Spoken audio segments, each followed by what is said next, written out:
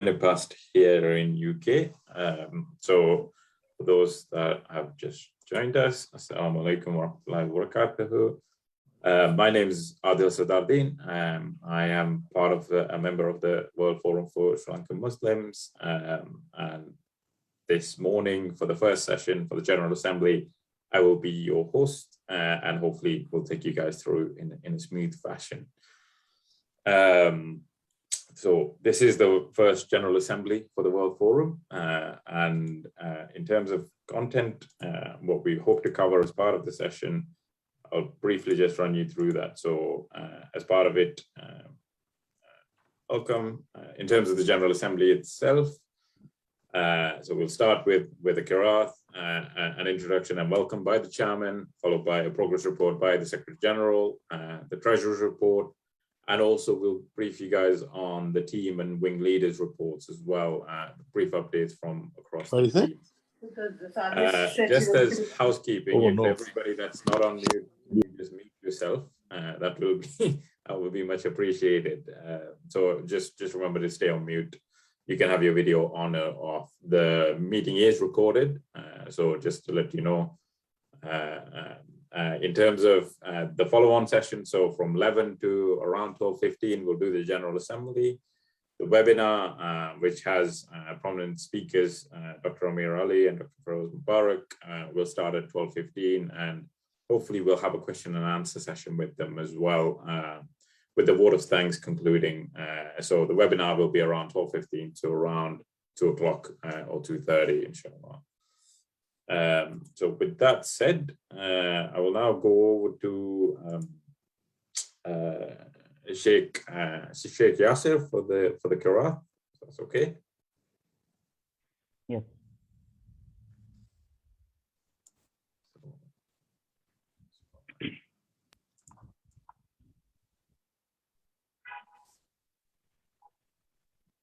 Sheikh Yasser, you can start, inshallah. أعوذ بالله من الشيطان الرجيم.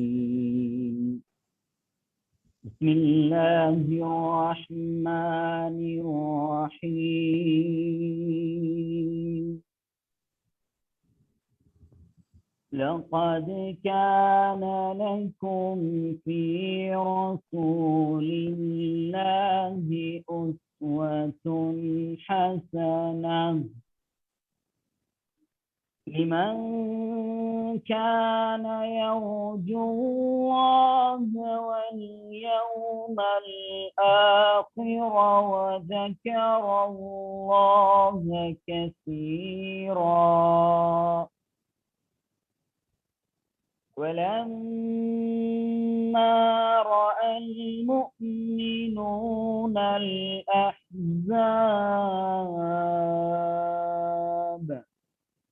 قالوا هذا ما وعدنا الله ورسوله وصدق الله ورسوله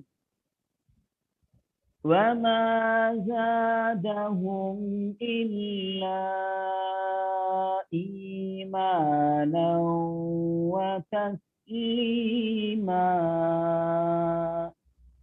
من المؤمنين رجال صدقوا ما عاهدوا الله عليه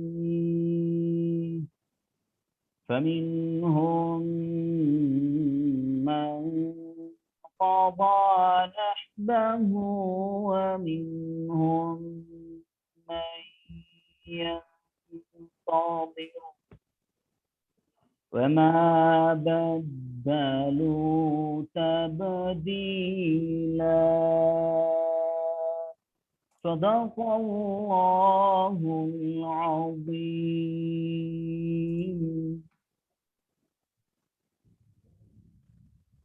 Jazakallah, Sheikh Yasser. MashaAllah, beautiful recitation. So just as a bit of an introduction to Sheikh Yasser is a member of the World Forum, in particular the youth wing, and is also based in South Korea, where he's the national chief imam of the Ghana Korea Muslim Foundation. Alhamdulillah. Thank you, Jazakallah, for that recitation. So moving on to the next item of the agenda, it's basically a welcome address by our chairman, Mr. Agabari. So if I can come to you, Chairman Agar, say a few words. Jazakallah. You're on mute. Agabari, you're on mute. You may want to unmute.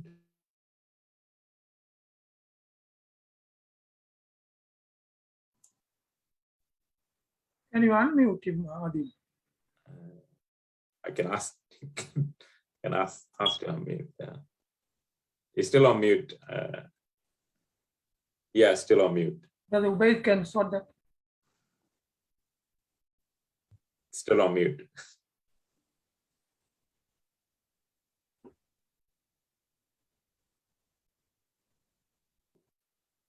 Mute from there. There we go.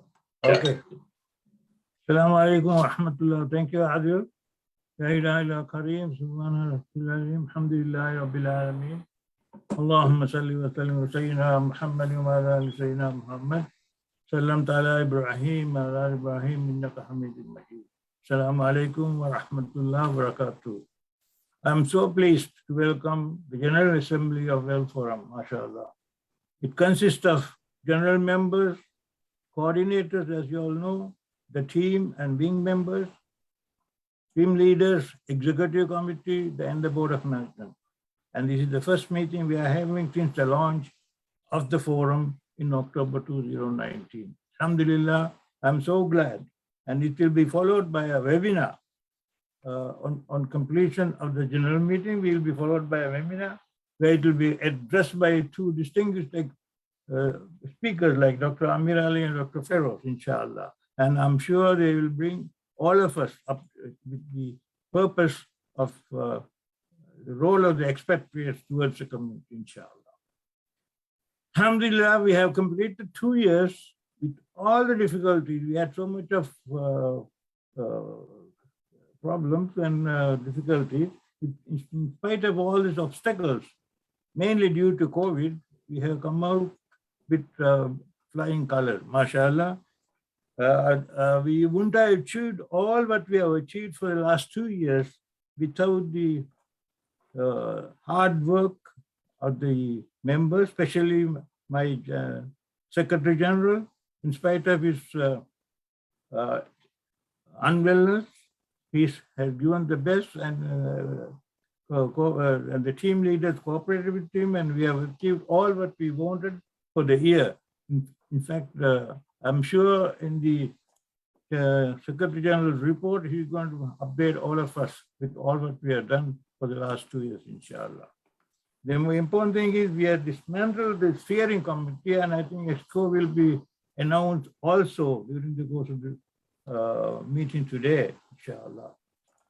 As you all know, the idea of the unified voice was initiated in the year 2004, and it was proposed in the year 2008, formally discussed in details in the year 2012, and alhamdulillah, it was launched in 2019 with the efforts of Cosmos at that time, and with the help of our former chairman of the Cosmos, Rizwan Wahab. And we all know that we got, today it is a registered world-class organization, alhamdulillah. Our World Forum itself is like a cone, you know, with the base, the globe is the base. And we have all sort of members known as the General Mafia, that is our base. We had to increase our base, followed by the country coordinators, and then the team members, and of course, the EXCO and the board of management. Alhamdulillah, the secretary will update us with respect to all what we have achieved, as I told you before. But as far as I'm concerned, I can just give you the highlights just for your information. I think our membership stands at 150 or more. And we have completed all the committees that is required to serve the community, because I think the secretary has done a good job, come out with all the possible committee that is required so that we can serve the community in detail. You know, we have not missed anything. I think we have got about 12 wings and teams, alhamdulillah, with able team leaders leading them, inshallah. Most of the country coordinators have also been invited, and we are still looking for people so they can represent almost all the countries in the world. Our website is of world class now today, and it is supported by social media, Instagram, Twitter, and so on and so forth. So, and with respect to projects, the education subcommittee has started the first project. Alhamdulillah, it is almost 50 to 60% complete, and we are getting some students, helping some students who will be appearing for the GCE era also that they will enter university. This is one of our most important thing in our education, that we will trying to increase the number that's getting into university every year, inshallah. Now, we have lots planned for next year. I'm sure the coming in the new exco will be able to take over, and we should, I think, most important thing is to have membership. We intend increasing the membership to 500, inshallah. May Allah help us. And then, of course, our website will be improved much more. And then we will have pages that we're giving, updating almost every part of the world in the website, inshallah. Now, our future is in your hands as a General Assembly and as also team leaders and coordinators. It's all in your hand. The future is in your hand. So I as the chairman, I'm pleading once again to all of you all to increase the number, get the quality members into the forum. It is very important. And our success will depend on three things as far as I'm concerned. First is unity. We must have unity. And we must have knowledge. Whatever we do, we must be knowledgeable. And third thing is determination. Alhamdulillah, all of us, respective, all the team leaders are very united, mashallah. They are very knowledgeable and they are determined. So I don't see any problem in achieving whatever we want as World Forum. Alhamdulillah, may Allah continue to bless us and give us the strength and courage to go ahead with our plans, and inshallah, I'm sure. I just want to place on record from 5 steps I normally take to achieve whatever you want. It is normally suggested by our Prophet ﷺ in achieving anything that you want. First of all, you must acquire skill. That is, again, knowledge. We must be strong in our knowledge. We should know exactly what we are doing. Second, aim to give back, which requires a plan, vision, and action, including follow-up. So if we have this, I'm sure we can achieve whatever we want. And third, seek help from Allah. We can do our best, unless we have Allah's help, we won't be able to achieve whatever we want. So we had to depend on Allah after doing hard work, inshallah. And fourth, do not give up. Do not give up. In fact, if there's a failure, we must always have a plan B. So, and also never blame anyone for our failure. It is Allah's plan, and try again for any mistake. Inshallah, with this method of doing, I'm sure we will be able to achieve what we are thinking of and getting in for that, inshallah. Once again, I thank everyone and handing over my to Secretary General, who will be updating the General Forum with his 2 years achievement, inshallah. Jazakallah khair. Assalamu alaikum wa rahmatullahi wa barakatuh. Yeah, Brother Rizwan, so Mike is over to you, inshallah. I think just before Brother Rizwan starts, just as we've had quite a few members join us during that welcome address, just briefly run through for those that are new in terms of the agenda. We've got the General Assembly 11:15 to 12. already had the Qiraat and welcome address by the chairman. You'll now hear the progress report from the Secretary General. We'll move on to the Treasurer's report and get updates from the various teams and wings that form the World Forum. This will be followed by speeches by prominent speakers, Dr. Amir Ali and Dr. Feroz Mubarak, followed by the question and answer sessions and word of thanks. Inshallah, we'll aim to finish around 2:30ish in terms of the full day. With that said, I'll now hand over to Secretary General Rizwan Wahab for a few words. Thank you for that, Adil. Assalamu alaikum, brothers and sisters, and greetings to General Assembly members and participants, the audience worldwide, Muslims and members from all other communities have joined us today for this important occasion of World Forum General Assembly and webinar today. I'm privileged and honored to be your Secretary General for World Forum for Sri Lankan Muslim.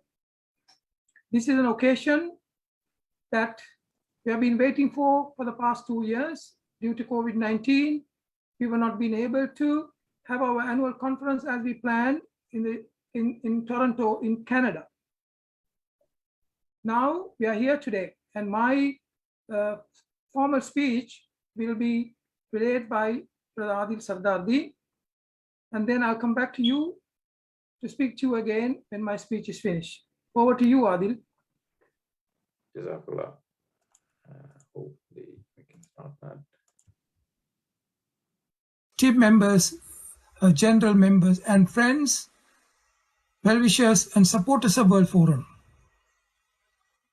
I'm hoping that I'll be able to brief you about World Forum in a little while. World Forum, as you see, we had a history for the past 7 years. We were there in 2012. People from a number of countries worldwide deliberated about forming a global forum and to bring about a unified and one voice, one nation for the Sri Lankan Muslim expatriate worldwide. But we will only be able to launch it on the 18th of October in Harrow, London, by the Sri Lankan High Commissioner Manisha Gunasekara and Honorable Bob Blackman, MP. Both of them announced the World Forum on the 18th of October, followed with a World Forum conference associated with Cosmos UK. We had a conference with people taking part from all over the world at London Marriott Hotel. Now, 2 years on, we have progressed. In spite of the unprecedented COVID-19 pandemic, we were able to carry on and put in a structure for the World Forum with teams and wings, and continued with our activities and project to enhance and support our community abroad as well as in Sri Lanka. Initial stages, World Forum had some drawbacks. We were put in a bit of a disadvantaged position, and some obstacle came in our path. But with the encouragement of our chairman, A.J. Bari, and his inspiring words and actions, that we were able to carry on regardless. We were dutifully and also absolutely unwavering of all these things came across our path, and we carried on. We are now in 24 countries, as I mentioned previously, and we are progressing well. We have sprung our wings in Africa and other parts of Scandinavian countries as well. World Forum is a forum for our Sri Lankan Muslim worldwide, and we work very closely with all governments worldwide, especially Sri Lankan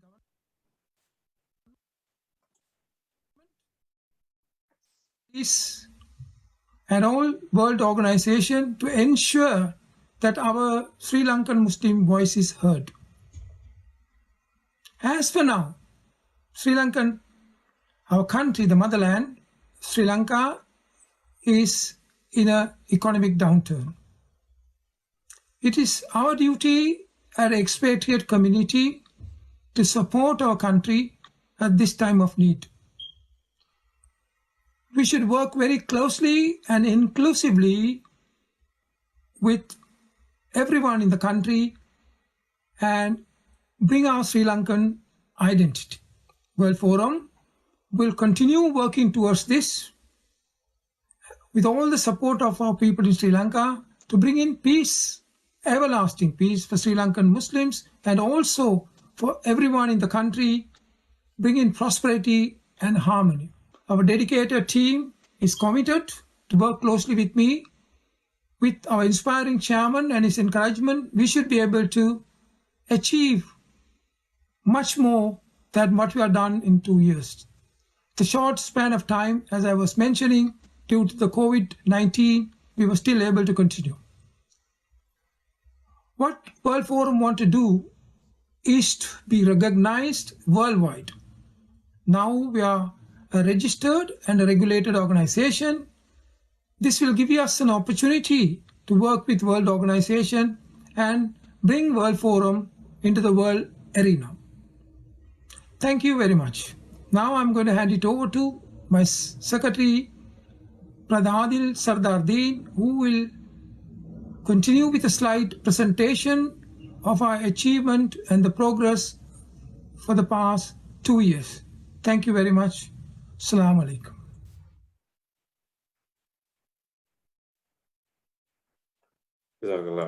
So, with that said, thank you, Brother Rizwan, for covering the main aspects of the World Forum. But what I'll do in the next few minutes is very, very briefly run you through. There's a couple of slides here in terms of who we are, what we stand for, and what our key activities have been. I won't go through everything on the slides. There's quite a bit of information. What I will say is in each of the slides, you'll see our email, Facebook, Twitter, and websites at the bottom. The website will contain this presentation if you wanted to read it in more detail and understand and have any questions, you can get back to us through the email. So in terms of the World Forum itself, is an independent apolitical forum which brings together all overseas Sri Lankan Muslim organizations and individuals to have a unified voice in matters concerning the Muslims living in Sri Lanka and abroad. Further, we would like to put all of our resources into one and utilize it to benefit the wider community worldwide in general and in Sri Lanka in particular. In terms of the purpose and our intent, the Chairman and Secretary General have put it across very, very clearly, but the aim is to work with governments across the world and embassies in a similar and forums and organizations who have a similar approach and thinking.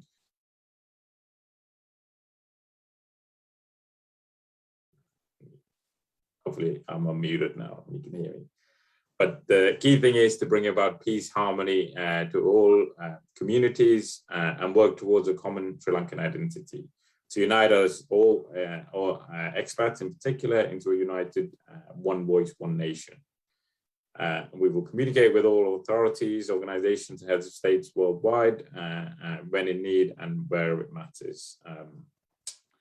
In terms of, if I just move it on a little bit more, as mentioned, we started in October 2019 with the first conference being held in London, in Harrow, where we had some prominent speakers attend to kick off the World Forum.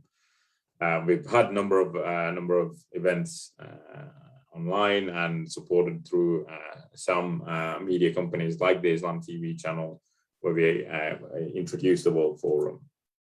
In terms of what our strategic plan is very much structured around a number of things, around having these general assemblies to be able to communicate with the wider public and understand their aims and objectives, so that we're able to deliver that through organized teams and wings, as well as having regional chapters and a governance structure accordingly with an executive team and a board of management. So trying to bring about some sort of structure to help us deliver our strategic outcomes. The teams themselves, you'll hear from team leads or their secretaries or representative personnel from the various teams, but we have teams cutting across a number of key areas from, for example, membership development, public relations and media, education, finance, pluralism, coexistence and interactions, social events management, gender equality being a really important one that we often don't focus enough on, health and well-being, IT wing, legal wing, and a youth wing. And 3 new committees are being formed as well: fundraising, project evaluation and monitoring, and climate change and sustainability, which are to be confirmed. In terms of some of the achievements, obviously the launch with the conference in London, which was very successful. The formation of the actual structure in itself is not an easy task, which the Secretary General read quite effectively, and establishing this structure is the foundations that will enable us to be successful going forward in the future, inshallah. I'll move it on to keep it short, but our membership is steadily growing. As the chairman mentioned, we're always looking for new volunteers and new members to be able to support and grow our ambition and help us deliver our strategic objectives. We are worldwide across the 6 continents, and very much look to increase our membership and our collective impact going forward in a united front, inshallah. We were quite prominent around the forced cremation issue, using our voice as a united front where possible to try and pressure the appropriate authorities to help us move away from this this situation that we were in, which has been successful. In terms of some other updates, it's very much similar to kind of what I've mentioned already, so I'm not going to spend too much time on here, but there's some good relationships that are being established across prominent members across the world, and inshallah those relationships will help us deliver our strategic outcomes in terms of what we want to prioritize, whilst helping them deliver their outcomes as well in a shared helping us achieve shared value across both organizations.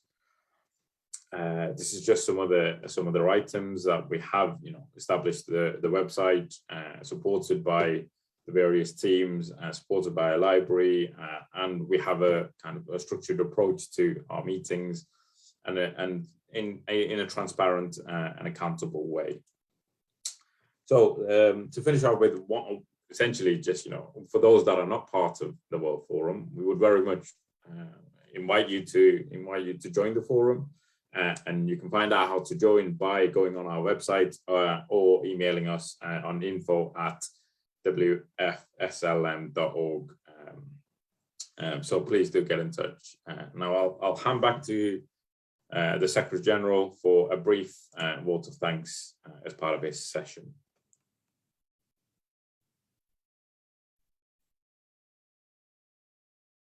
Brother Rizwan, if you'd like to unmute, if you are there.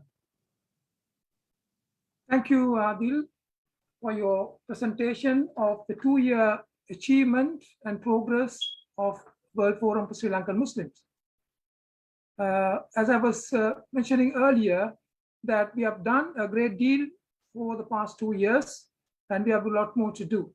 Let me now thank all those who supported me, helped me during my journey with the World Forum as a Secretary General. I hope everyone who is here today understand the magnitude of the work the World Forum has carried out for the past 2 years, and the gigantic task ahead of us to steer our community in the right path, to integrate with the society, and to have a meaningful and progressive Sri Lankan and Sri Lankan identity.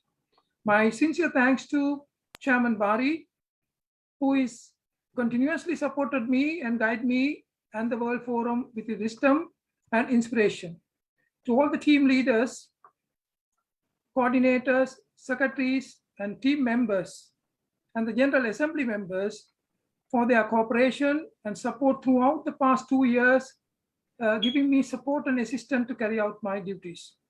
At this juncture, I will fail in my duties if I do not mention few names who has been with me for the last 2 years and before, since we started, or even before that, there are a couple of people who has helped me down. My special thanks to my treasurer, Halim Osman, who has been a power of strength to me, and he has supported me unreservedly and tirelessly working close with me and assisting me with my duties. And to Brother Ziadin, who's the chairman of the technical team, who has supported us to carry out this event and also helped us with all our work in regards to this event and also media promotion, all the rest of it. He's one of those important member of our technical team. Back to the rest of the people who supported me worldwide, who has helped me worldwide, members who have supported me, assisted me. Finally, my hearty thanks to my personal assistant, Adil Sardaden, who's here now. You can see his capabilities at this event, how he's managing us, and he has assisted me and supported me and was available to me every hour of the day whenever I called him. So my sincere thanks to Adil Sardaden. But last not by least, we need to thank Allah for giving us the courage and the wisdom to be of service to our community, and also with conviction and insight. Let us support all our Sri Lankan men, women, youth and children and vulnerable with our conviction and insight. And I thank you. Jazakallah, Secretary General. Now move on from that section, inshallah, to the next item on the agenda, which is the Treasurer's Report by our Honorary Treasurer, Halim Osman. Brother Halim, do you want to come in? Assalamu alaikum. Thank you, Brother Adil, and thank you, Brother Rizwan, for those kind words and your vote of thanks, which included me as well. I'm very humbled by that. Bismillahir Rahmanir Rahim. Ihdina Siratal Mustaqim.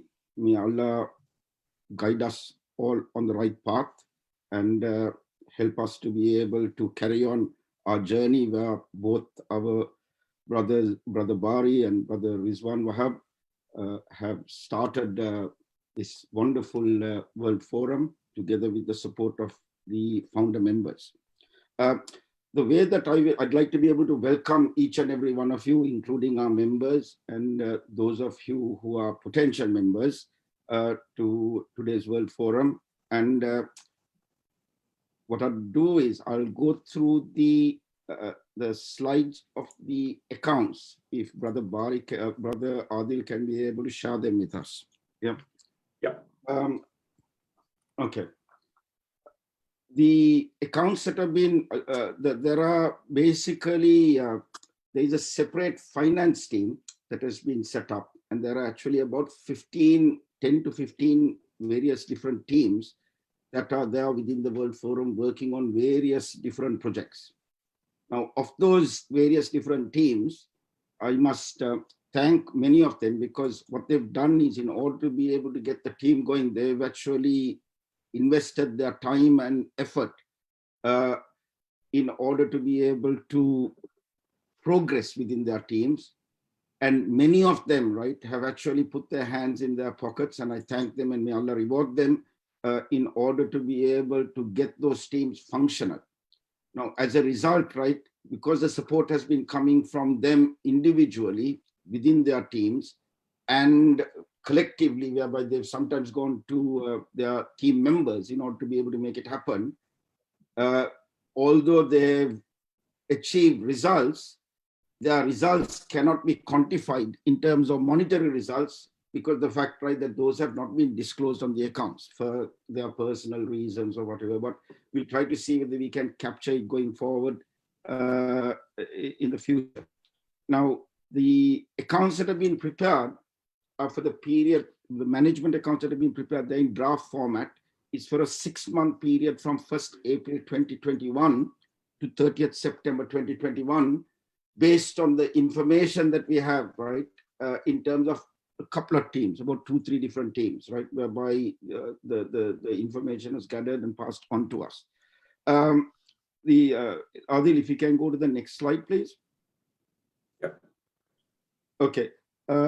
Basically, the things that are the contents of the report, and if necessary, you can be able to contact Adil or one of the management committee members in order to be able to get a set of these accounts if you require it.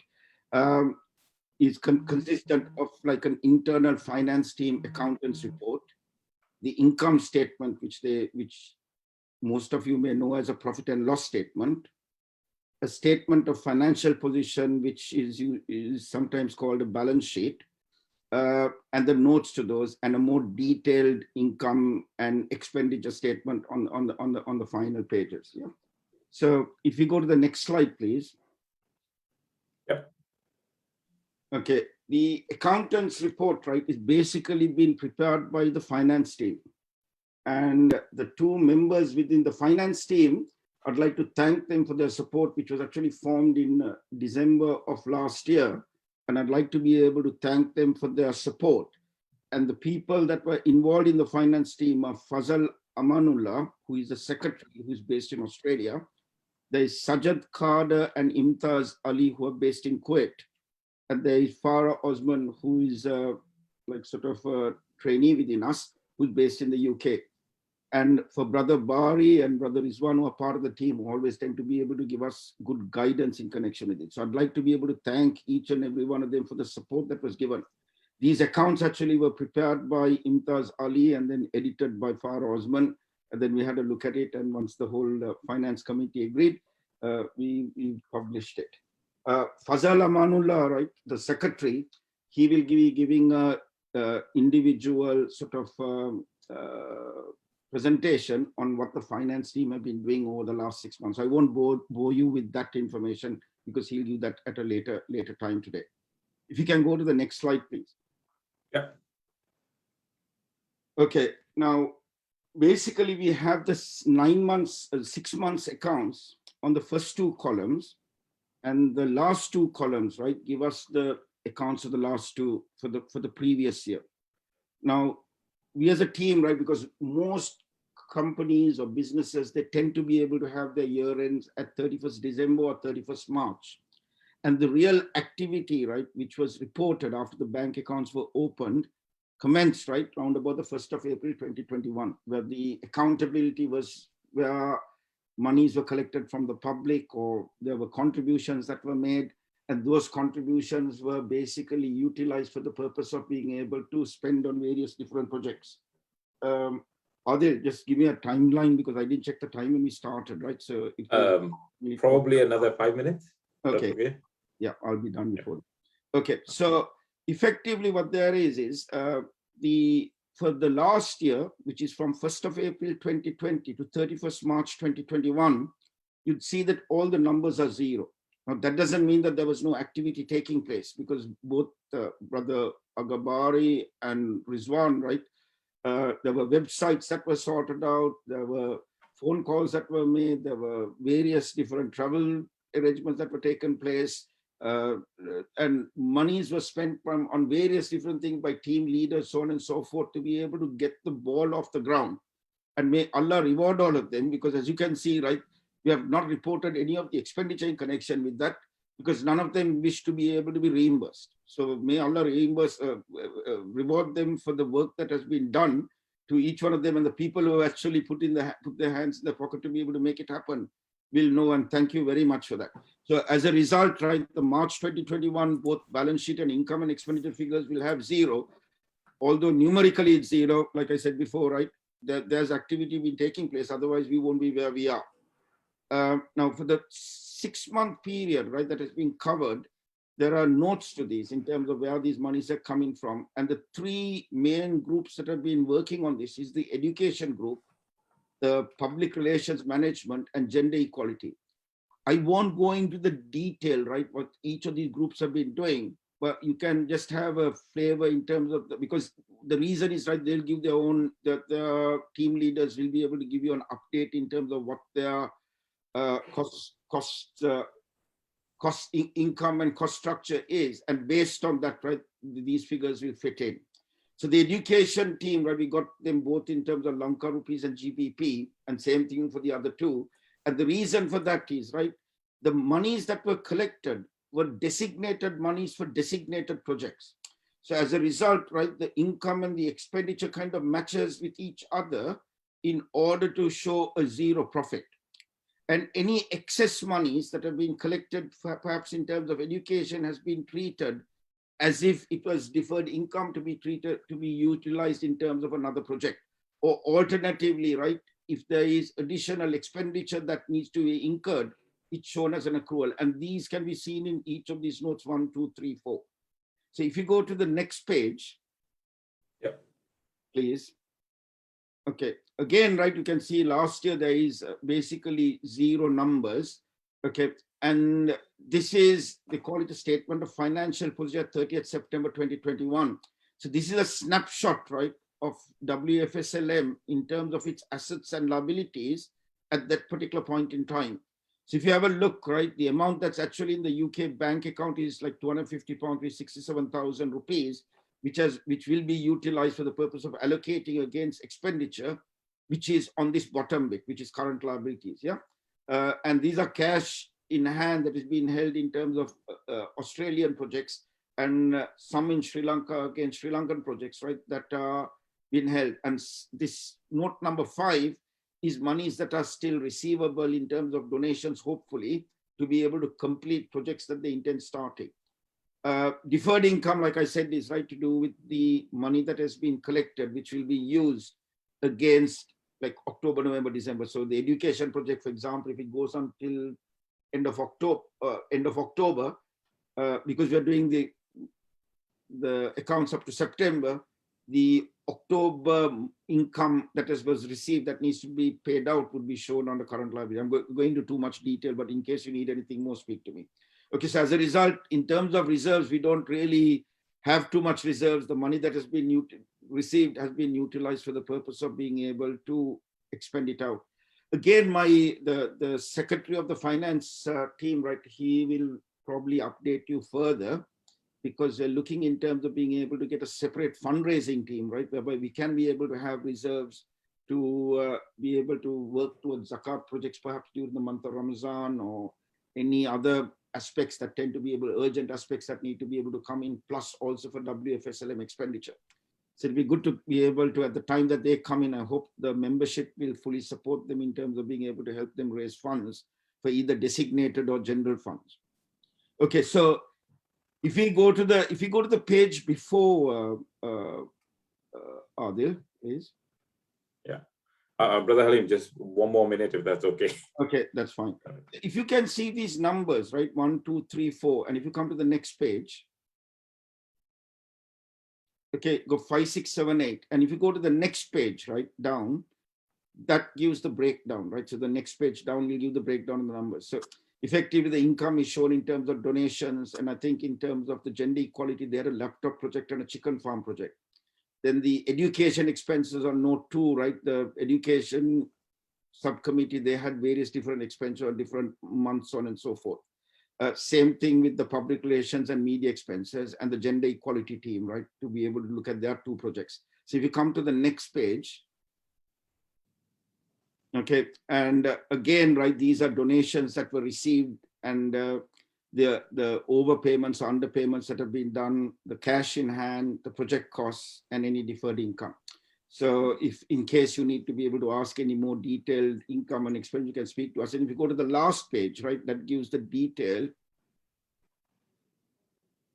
in terms of the various, I mean, there are about 15 different committees, but the 3 committees that have been active, whereby they've actually raised funds, right, from the public, so to speak, or the membership, their details are given in more detail here. And hopefully next year we'll have more figures coming in from the other teams.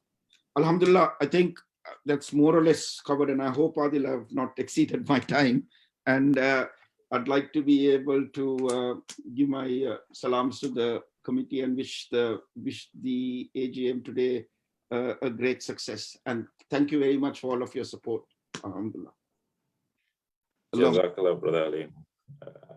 So yeah, no, you'll find on time. It's okay. I think we're in general just running it 10 minutes late. So inshallah, we'll catch that up as we go through. So We've covered quite a few things already in terms of the welcome progress report by the Secretary General and the Treasury report. We'll now move on to the team and wing leaders reports updates. For those presenting, if you can keep it short, 2 to 3 minutes in terms of updates, that'll be much appreciated. So with that said, so these are the various teams and wings that make up the World Forum in terms of what we do. So first of all, the education team, which is led by Brother Jazal Maruk, but he's unable to present today. So we'll go to Dr. Siddiq to talk us through the update. Assalamu alaikum wa rahmatullahi wa barakatuh, everybody. Education Subcommittee is a performance report as the 22nd October 2021. You can hear me? Yeah. Okay, yeah.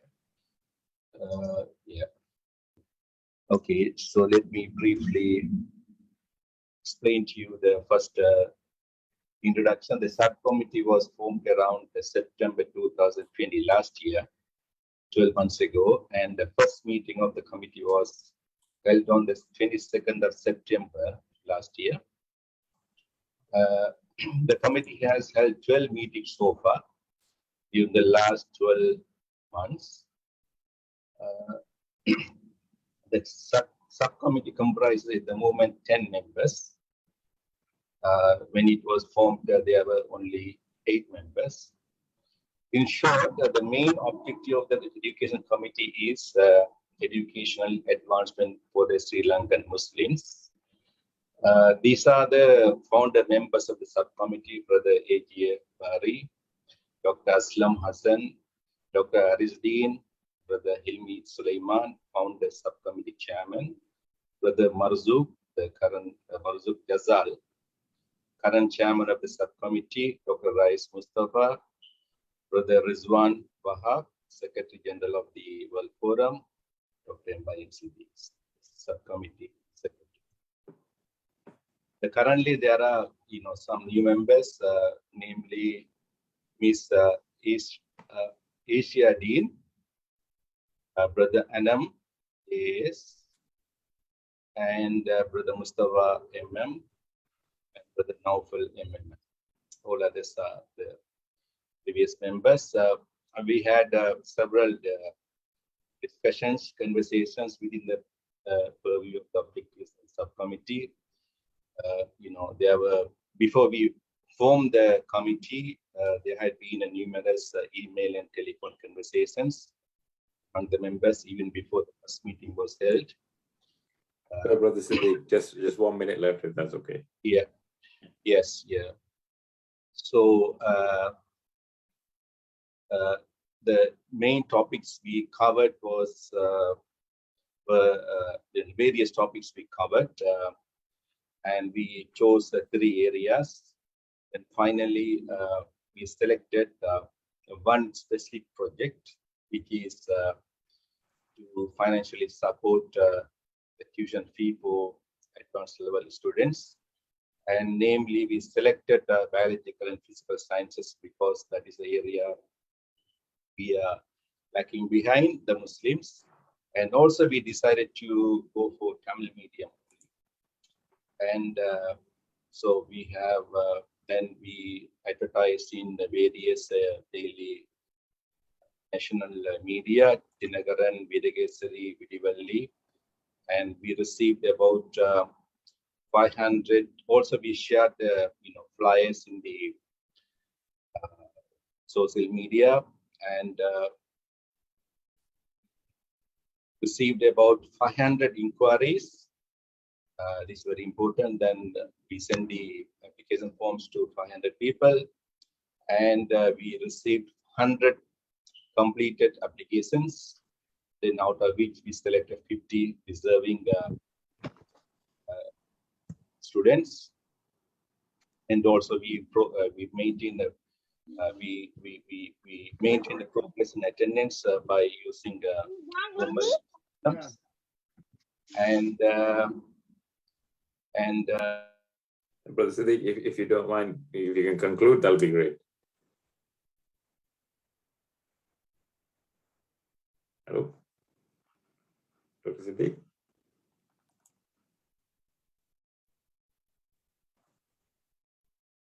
Can you hear us? Have you gone? I think hopefully everybody else. I don't know if you. He has been muted. Oh, okay. Can you unmute Dr. Siddiq?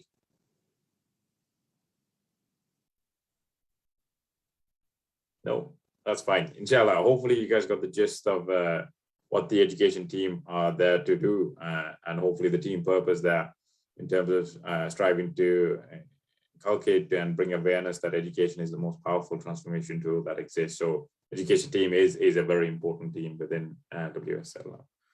Inshallah, we'll move on to the next committee, our next team within the World Forum, which is the membership team. And I'll go to Brother Azwad Sulaiman to give a brief update. Again, Brother Azwad Sulaiman, if you can keep it brief, that'll be much appreciated. Jazakallah.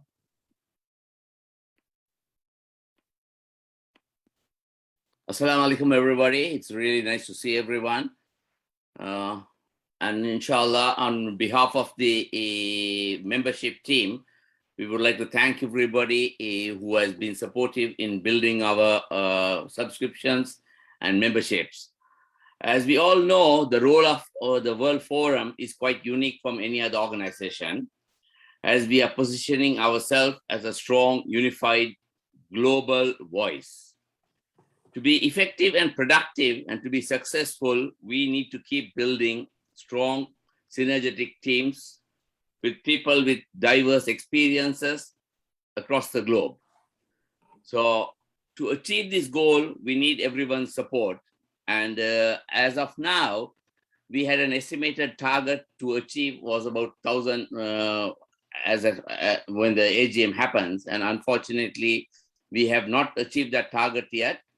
And we look forward for everybody's support to keep promoting, build our subscription base and our membership so that we could be a strong voice for the benefit of our community.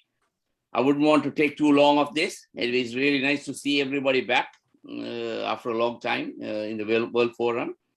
And inshallah, we'll keep in touch and we look forward for everybody's support. Jazakallah khair. Jazakallah, Brother, as well, for keeping it nice and short and sweet. So we'll move on to the next one, inshallah. Public relations and media. Brother Ziad, you can come in. Assalamu alaikum wa rahmatullahi wa barakatuh. I'm Ziad Deen, team leader for media and public relations.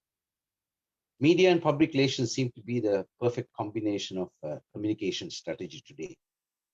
By building compelling stories that effectively attract public attention and puts one's agenda on top. The social media has had a profound effect, creating new opportunities and challenges to public relations. In coming months, we are planning to move aggressively through the social media such as Facebook, Twitter, and Instagram to reach the expat Sri Lankan Muslim community globally. With its real-time messaging that amplifies our message, allowing public relations to be very strong and effective. I appeal to the World Forum country coordinators to approach their local Sri Lankan Muslim organizations and share with them the ideals of the World Forum for Sri Lankan Muslims. We have facilitated dedicated country pages in our website to encourage them to become part of our global village concept. They can share their local community activities, promote their campaigns and events, utilizing our facility free of charge. We aim to reach a wide global subscriber base. I urge everyone to visit our website and click the subscriber button. Invite your friends and family members to join the forum and contribute their thoughts and ideas. Back home, the environment of fear and helplessness overshadows the lives of our ummah. A selfish, opportunistic, and an incompetent Muslim leadership has politically orphaned the community. World Forum for Sri Lankan Muslim as an independent apolitical forum can act as a powerful catalyst to safeguard their freedom and fundamental rights. For this to become a reality, we expat Sri Lankan Muslims from all corners of the globe must come together, join hands, and speak with one voice. Therefore, I urge our brothers and sisters to subscribe to the World Forum and contribute your thoughts and ideas and become part of the solution, inshallah. Thank you, and assalamu alaikum wa rahmatullahi wa barakatuhu. Now I will pass it on to Brother Halim Usman for his finance update. I believe it'll be Brother Fazal Amanullah who will be presenting on behalf of Brother Ali, who's the finance team lead. Brother Fazal, if you can come in. Yes. Assalamu alaikum wa rahmatullahi wa barakatuh. I think you got the slide, the key items on the slide. I'm presenting this on behalf of Brother Harim because he also already had a presentation to done. What I would like to sort of emphasize is the role of the committee, as it's stated there, is what was done with the TOR of the committee, which says that the role of the finance committee is to advise and enhance the role of the treasurer, important, in managing and monitoring the world program's finances. This is chaired by the team leader of the finance committee, and it provides an opportunity for detailed discussion and consideration. Currently, the team has 5 members and is duly supported by the chairman and the secretary general, who all of us generally attend all these meetings, and we've had about 9 meetings this year. Key highlights in 2021 include, but not limited to, opening of a bank account in the UK with a view to get set up similar accounts in other parts of the world. Preparation of annual budgets for the organization, including a draft budget in this case has been prepared. Further, we will assist in setting up a fundraising committee, and this will help us to increase our fundraising capabilities. This process is ongoing as we speak. And finally, we'll assist and prepare the annual accounts of the committee to help us to go forward. Overall, the finance committee has done in its short spell some work on this within the committee, and we hope to continue it this way. Thank you. Jazakallah khairan. Jazakallah, Brother Fazal. Yeah. Okay, we'll move on to the next team, inshallah. Pluralism, coexistence and interaction. Dr. Khalil Rahman, I can ask you to say a few words. Thank you, Adil. Assalamu alaikum, everyone. Good to see you all. I live in Melbourne. It's a little bit too late now, but inshallah, it's all going well. We have about 9 members in our subcommittee. Particularly, we are interested very much in the long-term orientation of where we are heading. We are even thinking about in 50 years' time, where will we be as a society, right? So that's why, as you can see, the first objective or the purpose is empowering a paradigm shift in creating a harmonious society with the different cultures in our country as well as around the world. So how we will be seen and how we will act as a community and society at large in the future. 50 years, 100 years, we are thinking long term. The second one is fostering proactiveness in the interfaith as well as intrafaith. Like all the time we talk about interfaith, but we always forget about we have differences in the way we practice our religion. That also we need to become aware, we need to wear the shoes of the other people, look from the eye of the beholder, and we are working towards that one as well. Third one is encouraging instantiation of friendship and ties with other communities and a culture, right? Cultivate a culture of participation in the pleasures and sorrows of people from the other communities. As you can see, some of them are kind of strategy based, some of them are tactical based, but a lot of them involve grassroots changes, mindset change, for example, as well as behavioral change as well. Some of them are attitudinal change. All these things will take long time. I'm sure Dr. Amir Ali will elucidate some of these points. Some of these items are his passion as well. And we have already undertaken some programs, as you can see on the left-hand side of the slide, that we conducted a program with Ustad Mansoor asking, does Quran encourage violence? He really repeated that one. and then another program by Sheikh Nawaz from Australia, that how do we as a community integrate and then negotiate our identity as, you know, it's all part of being pluralistic society, right? And how do we manage the coexistence? Coexistence is a buzzword, but then again, a lot of them are talking about it, but it is hard to do. How do we instill that mindset in the people back in Sri Lanka as well as us? And then that is what we are working towards. Thank you so much. Looking forward to seeing you until we finish. Assalamu alaikum.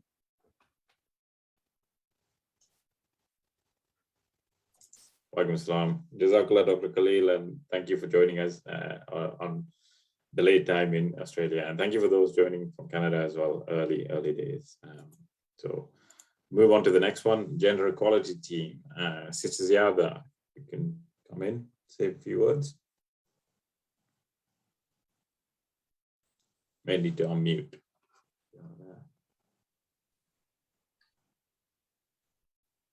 You there?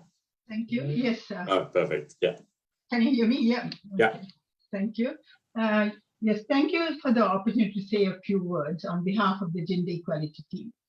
Okay, my name is Ziada Toki. Assalamu alaikum. Gender equality team has a number of objectives, as you all know.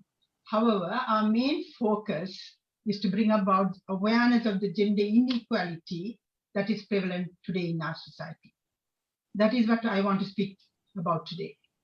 We all agree that at a time when female children were buried alive in Arabia and women were considered transferable property, Islam honored women in society by elevating them and protecting them with unprecedented rights and entitlements.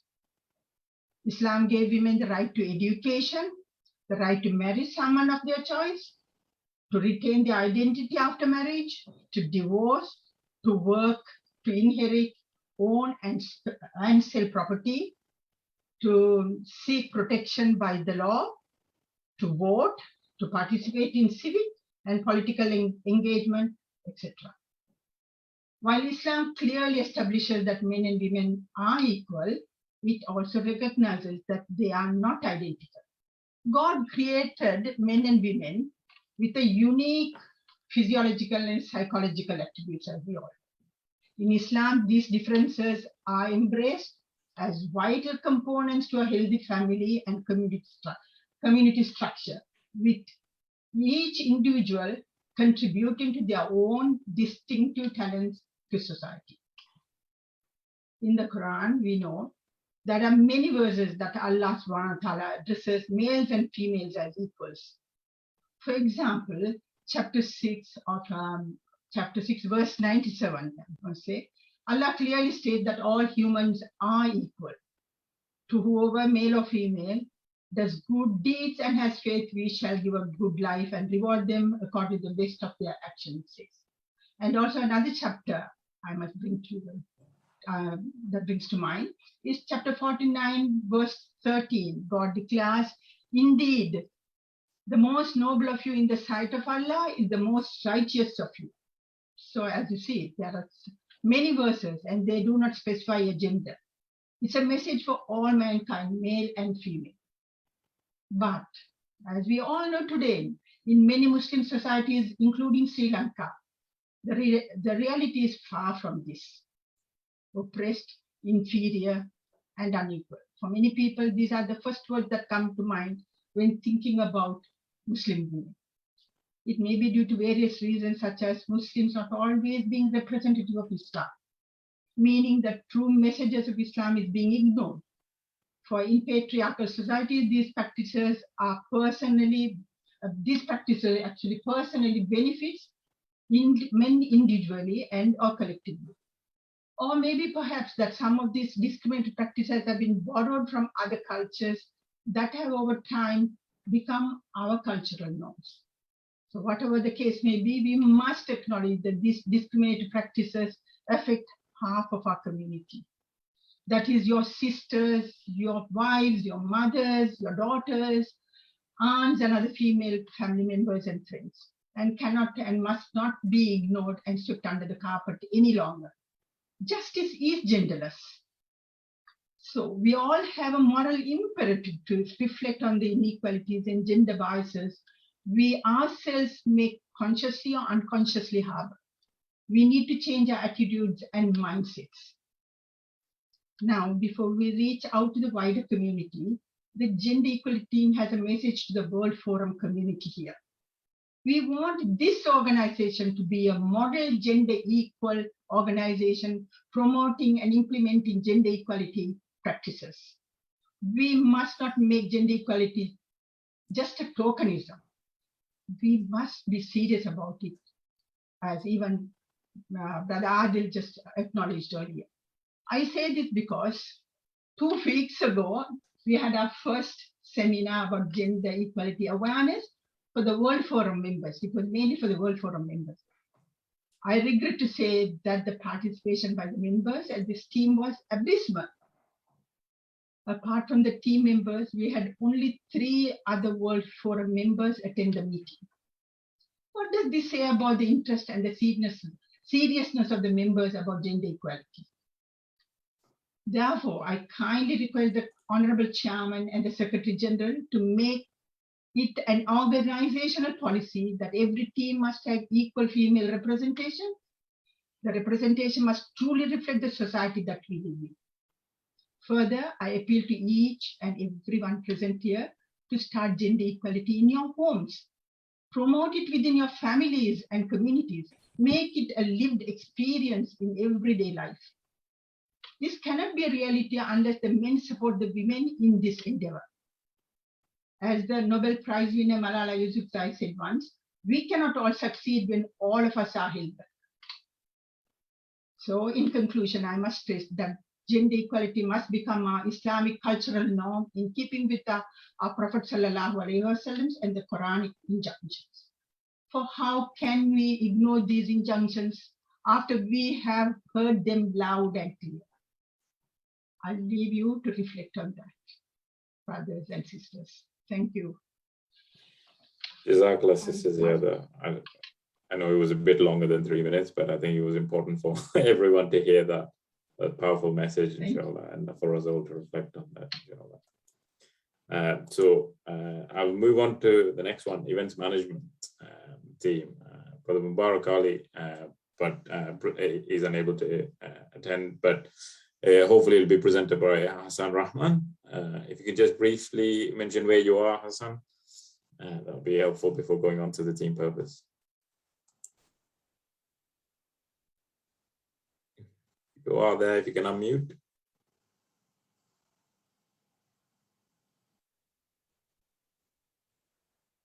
Brother Hassan, you there? If you may be struggling with technical difficulties. If not, basically, in terms of I will go through, if you are there, Brother Hassan, feel free to jump in. But in terms of events management team, the primary goals of the team and the purpose of the team are very much around social events and management, and is to ensure that visibility of the World Forum is there to the public, to coordinate events, meetings of the World Forum, whilst also developing the social activities of the forum. It's very much intended to bring all events under the control of subcommittee, centralized control, such that we have a consistent, coordinated way in which we promote World Forum going forward. And I think we've got a couple of examples of how the events committee have done that going forward. So I think the following online events have been conducted in collaboration with Tasbih Media around positive parenting and gadget use, self-motivation and self-confidence, resilience and relationship maintenance, effects of family problems and school students. So really prominent, pertinent topics that are being discussed there. And inshallah, I think the attendees were into the hundreds in those events, alhamdulillah. So it's an important subcommittee that enables and works with other organizations to promote such events, such that that it can benefit wider society, inshallah, going forward. So we'll move on from the events management into the next one, inshallah, which is the health wing. Hopefully we'll have Dr. Kamal Nasser to say a few words on the purpose of the health wing. If you are there, Dr. Kamal Nasser, if you can unmute and also briefly mention where you're from.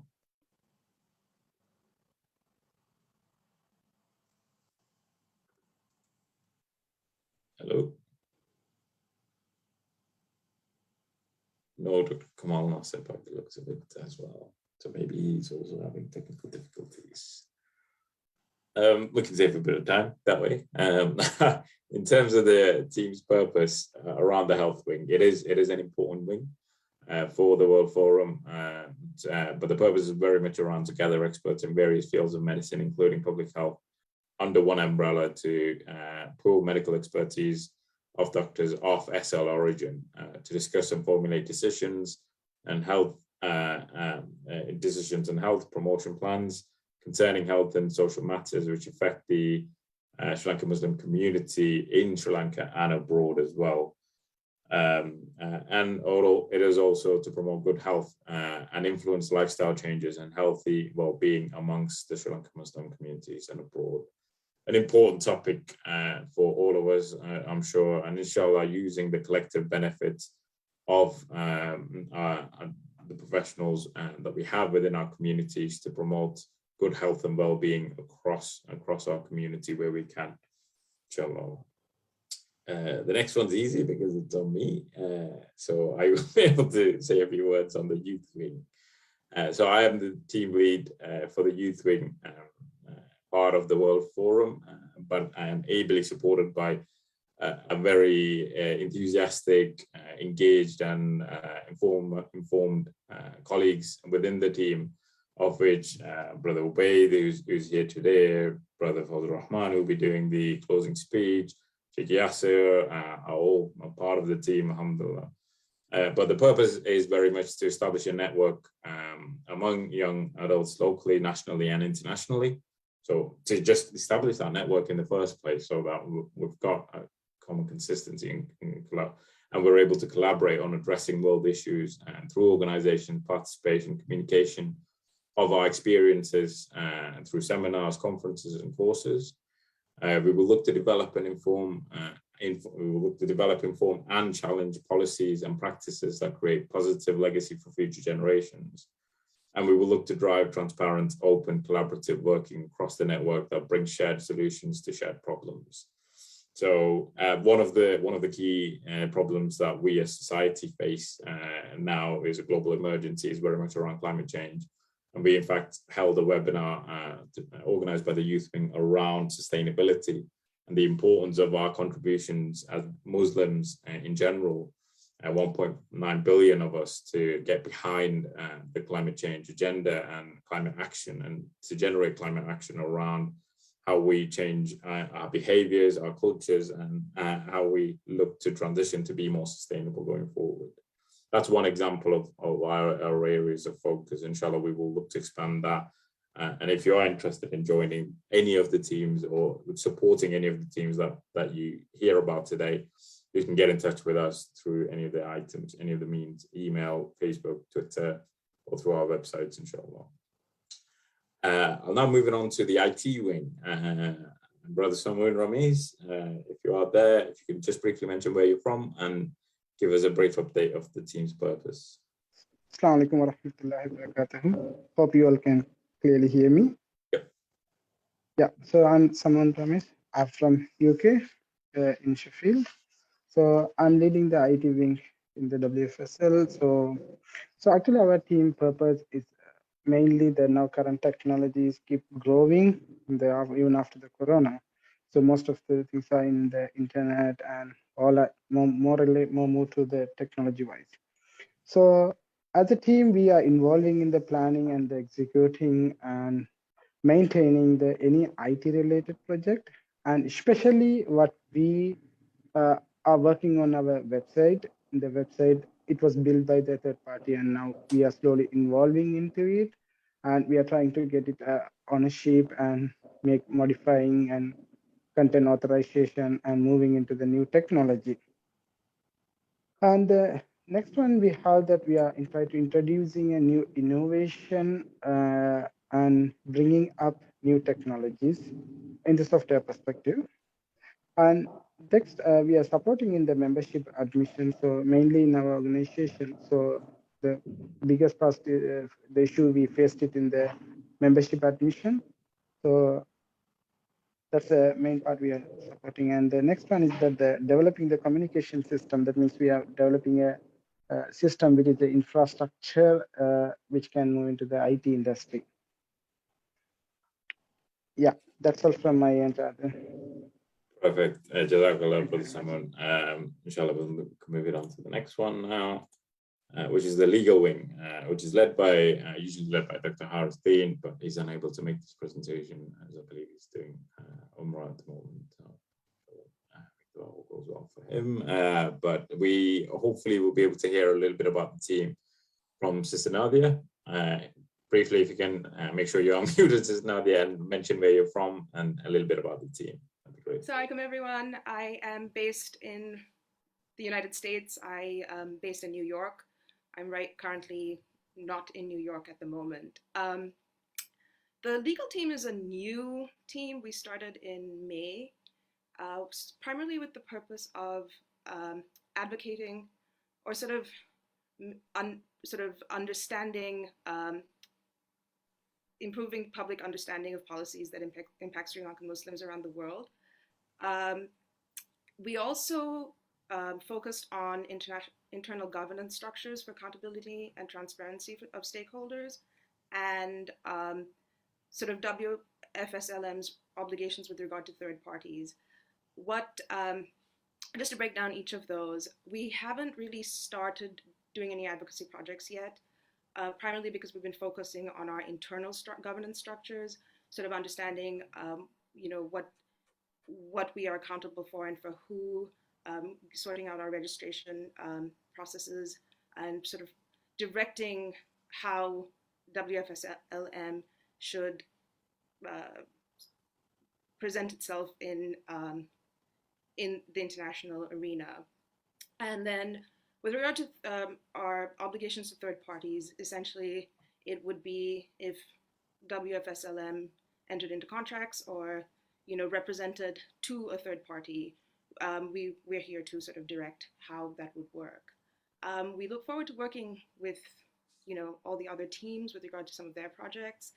Dr. Harstein was unable to make it, so I'm here as his emissary. I will keep this short because we're the last team to report. So that's it.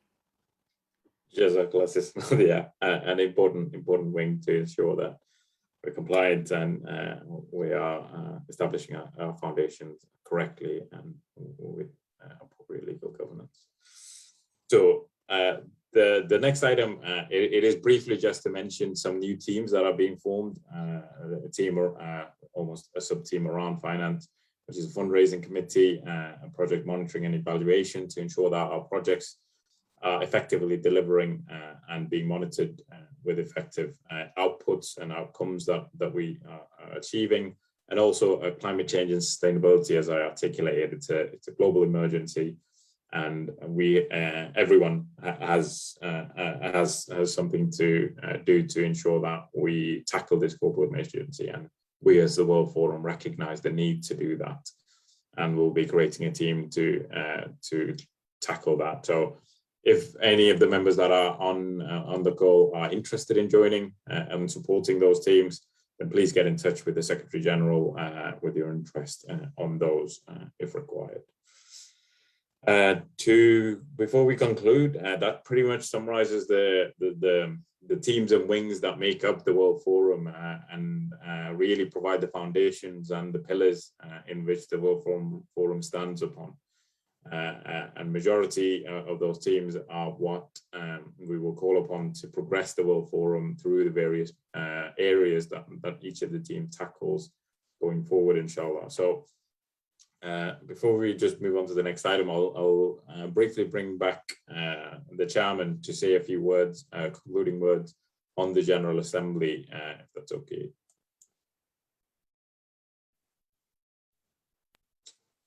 Chairman Barry, if you're okay to come in and just say a few words as closing remarks on the General Assembly. You'll have to unmute. Yeah. And thank you. Assalamu alaikum, Adil. Thank you very much. I'm so glad, mashallah, I'm so glad all my dreams have come true today. So this is what I have been waiting for years and years. Even though we started, as you all said, in 2004 to have a unified voice and collect all the people, it took some time. I think I'm so glad, I'm so happy. I don't know, I can't express any word thanking the team leaders. I can see them, they're full of vigor and determination. I'm sure sky is the limit for us.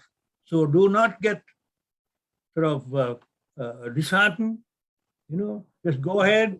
I'm so glad the way you people are presenting your cases, but you have done what you're going to do. Oh my God, I'm getting 20 years younger. So inshallah, don't worry, we will be there for you. I'm looking forward to taking, sort of handing over all these to younger people, and it's amazing. It's amazing. It's amazing. Thank you so much, members, coordinators, the wing leaders, the wing members, and the board of management. And I don't think I would have done anything. I didn't do anything. As you are seeing, all the work has been done by my team. He's, dedicated team, I will say, dedicated team that we have. None of us left Sri Lanka, shows us Sri Lanka just because we wanted to go. We have been compelled for some reason or other to leave the country, but our hearts are with Sri Lanka and we are here to serve them back. The only way we can serve them back is to collect all the people who had left the country. And that is why we have formed this World Forum. And inshallah, we have got so much of resources, you will not believe. And people are still holding back, I'm sure, after the general meeting, I'm saying we have over 80 to over 60 to 70 participants. I'm sure they're going to take the word around and we will have most people joining us. So I don't want to take much time. I think we are running short. I think we are online. However, I will say thank you to all of us, especially the team leaders who put everything together. Adil was the technical team led by Jihad, Sheikh Yasser, who gave, alhamdulillah, beautiful Quran recitation. I think I'm so happy once again. I have no word to express to appreciating the good work done by you all. I wish you all the best, inshallah. I think I'm handing it back to Adil, so we will start with the next program. I think we are just coming on time, I suppose. Adil? Yeah, Jazakallah, Uncle Bari. Just before we start, basically, I think we've prepared a video that really summarizes everything that you've just heard in a succinct 3 minutes. And hopefully we'll just play this before we move on to the webinar section. So hopefully you'll all be able to see this and hear this. World Forum for Sri Lankan Muslims is an independent, apolitical forum which brings together all overseas Sri Lankan Muslim organizations and the individuals who have a unified voice in matters concerning the Muslims living in Sri Lanka. We are a registered and regulated organization in the United Kingdom. In addition, we would like to place all our resources into one and utilize it to advantage the wider community across the world and in Sri Lanka. The initial discussion was started in 2012 by a few Sri Lankan Muslims living around the world. However, it was officially launched on 18th October 2019 in Harrow, United Kingdom by Her Excellency Manisha Gunasekara, the Sri Lanka High Commissioner for United Kingdom, and Right Honourable Bob Blackman MP. We placed our dreams under some thematic areas: membership development, public relations and media, education, finance, pluralism, coexistence and interaction, social and event management, political and international affairs, gender equality, health and well-being wing, Information Technology Wing, Legal Wing, Youth Wing, Project Monitoring and Evaluation, Fundraising, Climate Change and Sustainability. Our achievements are: the World Forum Conference was held in London in collaboration with Cosmos UK on October 19, 2019, with prominent participants from all over the world. Our education subcommittee is already functioning and started a project, while the Coexistence and Pluralism Committee has completed 2 projects. Establishing the history of Sri Lankan immigrants in the world is in progress, and so far we have substantially completed the project in Canada and other countries and are awaiting information from the residents. Represented WFSLM view at the Education Conference held in Colombo on 15th December 2019. Represented WFSLM at the Human Rights Online Conference on 21st September 2020. Our nominated office bearers attended several Zoom meetings and conferences from March 2020 up to date on issues and concerns of Sri Lankan Muslims residing in Sri Lanka. Education Subcommittee Scholarship Program is ongoing. World Forum for Sri Lankan Muslims work and serve all expat communities and ethnicities around the world and in Sri Lanka. Furthermore, non-Muslims have also co-opted to our team. Be a part of World Forum for Sri Lankan Muslims and join us to make a change. For more information, log on to www.worldforumforsrilankanmuslims.org or email info@wfslm.org. Secretary General, wfslm@gmail.com.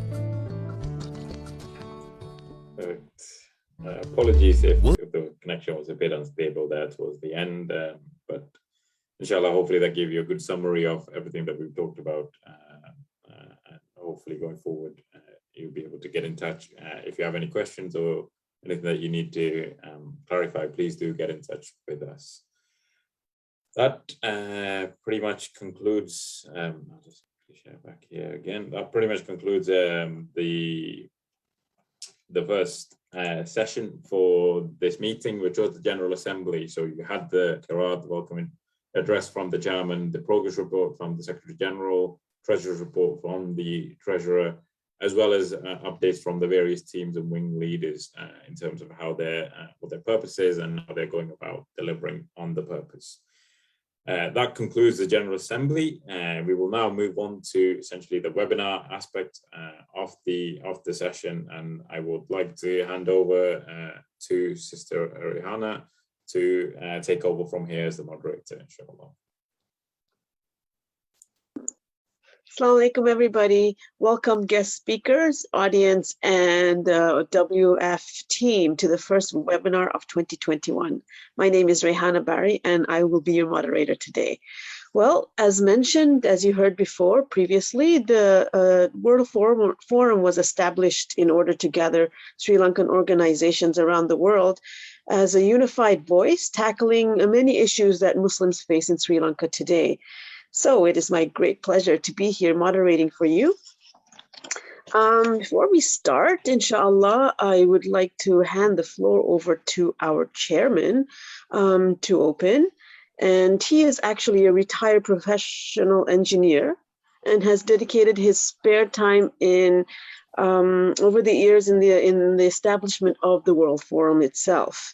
He's an old boy from Zahira College, and also one of the few stellar graduates from University of Sri Lanka. His contributions have been exemplary over the time. Not only was he a sanctioned mentor in the workforce, but he is a vital driving force for our community today. So without further ado, our chairman, Mr. Agabari. Assalamu alaikum wa rahmatullahi wa barakatuh. Thank you, Rahana, for the kind words. Can you hear me? I don't know whether I'm unmuted. Yeah, I can hear you. Okay. All good. Again, we should have had a physical gathering of this World Forum because, unfortunately, due to the present condition, we are unable to get together. as I promised sometime back 2 years ago when we launched the forum in London, in the UK, we said we will have the physical forum in Canada in the month of October, which happens to coincide with Islamic History Month, which was recognized by the government of Canada as a Islamic History Month in Canada. So to coincide with that, we wanted to have our physical gathering of the World Forum for Sri Lankan Muslims. Unfortunately, because of present COVID conditions, we had to settle with the virtual meeting. Alhamdulillah, today is a meeting. We are continuing with our general meeting, followed by the webinar. And today's webinar, I think we're going to hear some very interesting talk by two of our distinguished speakers. Dr. Amir Ali, of course, he's my schoolmate and my good friend. I'm sure he's going to enlighten us with a very good subject. What is the purpose or the role of the expatriates to improve the community? And Dr. Feroz Mubarak, young, energetic social worker, I'm sure he's going to tell us, tell the youth what we can give back, inshallah. So I'm sure we all going to enjoy this webinar. It has been a long-awaited one. And without wasting much of my time, I'm sure you don't want to listen to me, and we will get our speakers to enlighten us with this good subject, inshallah. So what do you, Rahina? Carry on with the good work. Jazakallah khair, Mr. Chairman, for elaborating in detail what today or tonight, wherever you are in the world, time frame is, what our goals are today for the World Forum. May Allah subhanahu wa ta'ala continue to bless you and grant you the strength and the ability to carry the forum into the future, inshallah. Ameen. Okay, so tonight's event includes speakers from different parts of the globe. Before hearing from them, our guests, that is, I'd like to review some of the basic housekeeping rules. So after the two speakers are done with their speeches, inshallah, we will have a Q&A session. So if you could audience, if you may refrain from asking questions during the speeches, and we can address them during the Q&A, inshallah. Or the second option would be to add your questions in the chat box, and we will sift through them and hopefully, inshallah, have a chance to address all of those questions that you may have. Also, if you could mute your microphone so there's no unnecessary background noise, and the event can run smoothly, inshallah. Jazakallah khair for your cooperation. Okay, so without further ado, our first speaker tonight is from Australia. He is a recipient of a BA honors program from University of Ceylon. As our chairman said, they were batchmates, mashallah. And his educational background has allowed him to experience lifestyles in the Western world. He is a former graduate of London School of Economics and received his PhD from University of Western Australia. Having experienced life in Sri Lanka as well as the West, Dr. Ali is fortunate enough to produce many publications, amongst one that has caught my eye, from Islamophobia to Westophobia in 2016. MashaAllah, that's awesome. So without further ado, I'd like everyone to join me in welcoming Dr. Amir Ali from Australia, speaking on the role of Sri Lankan expats. Dr. Ali, the floor is all yours.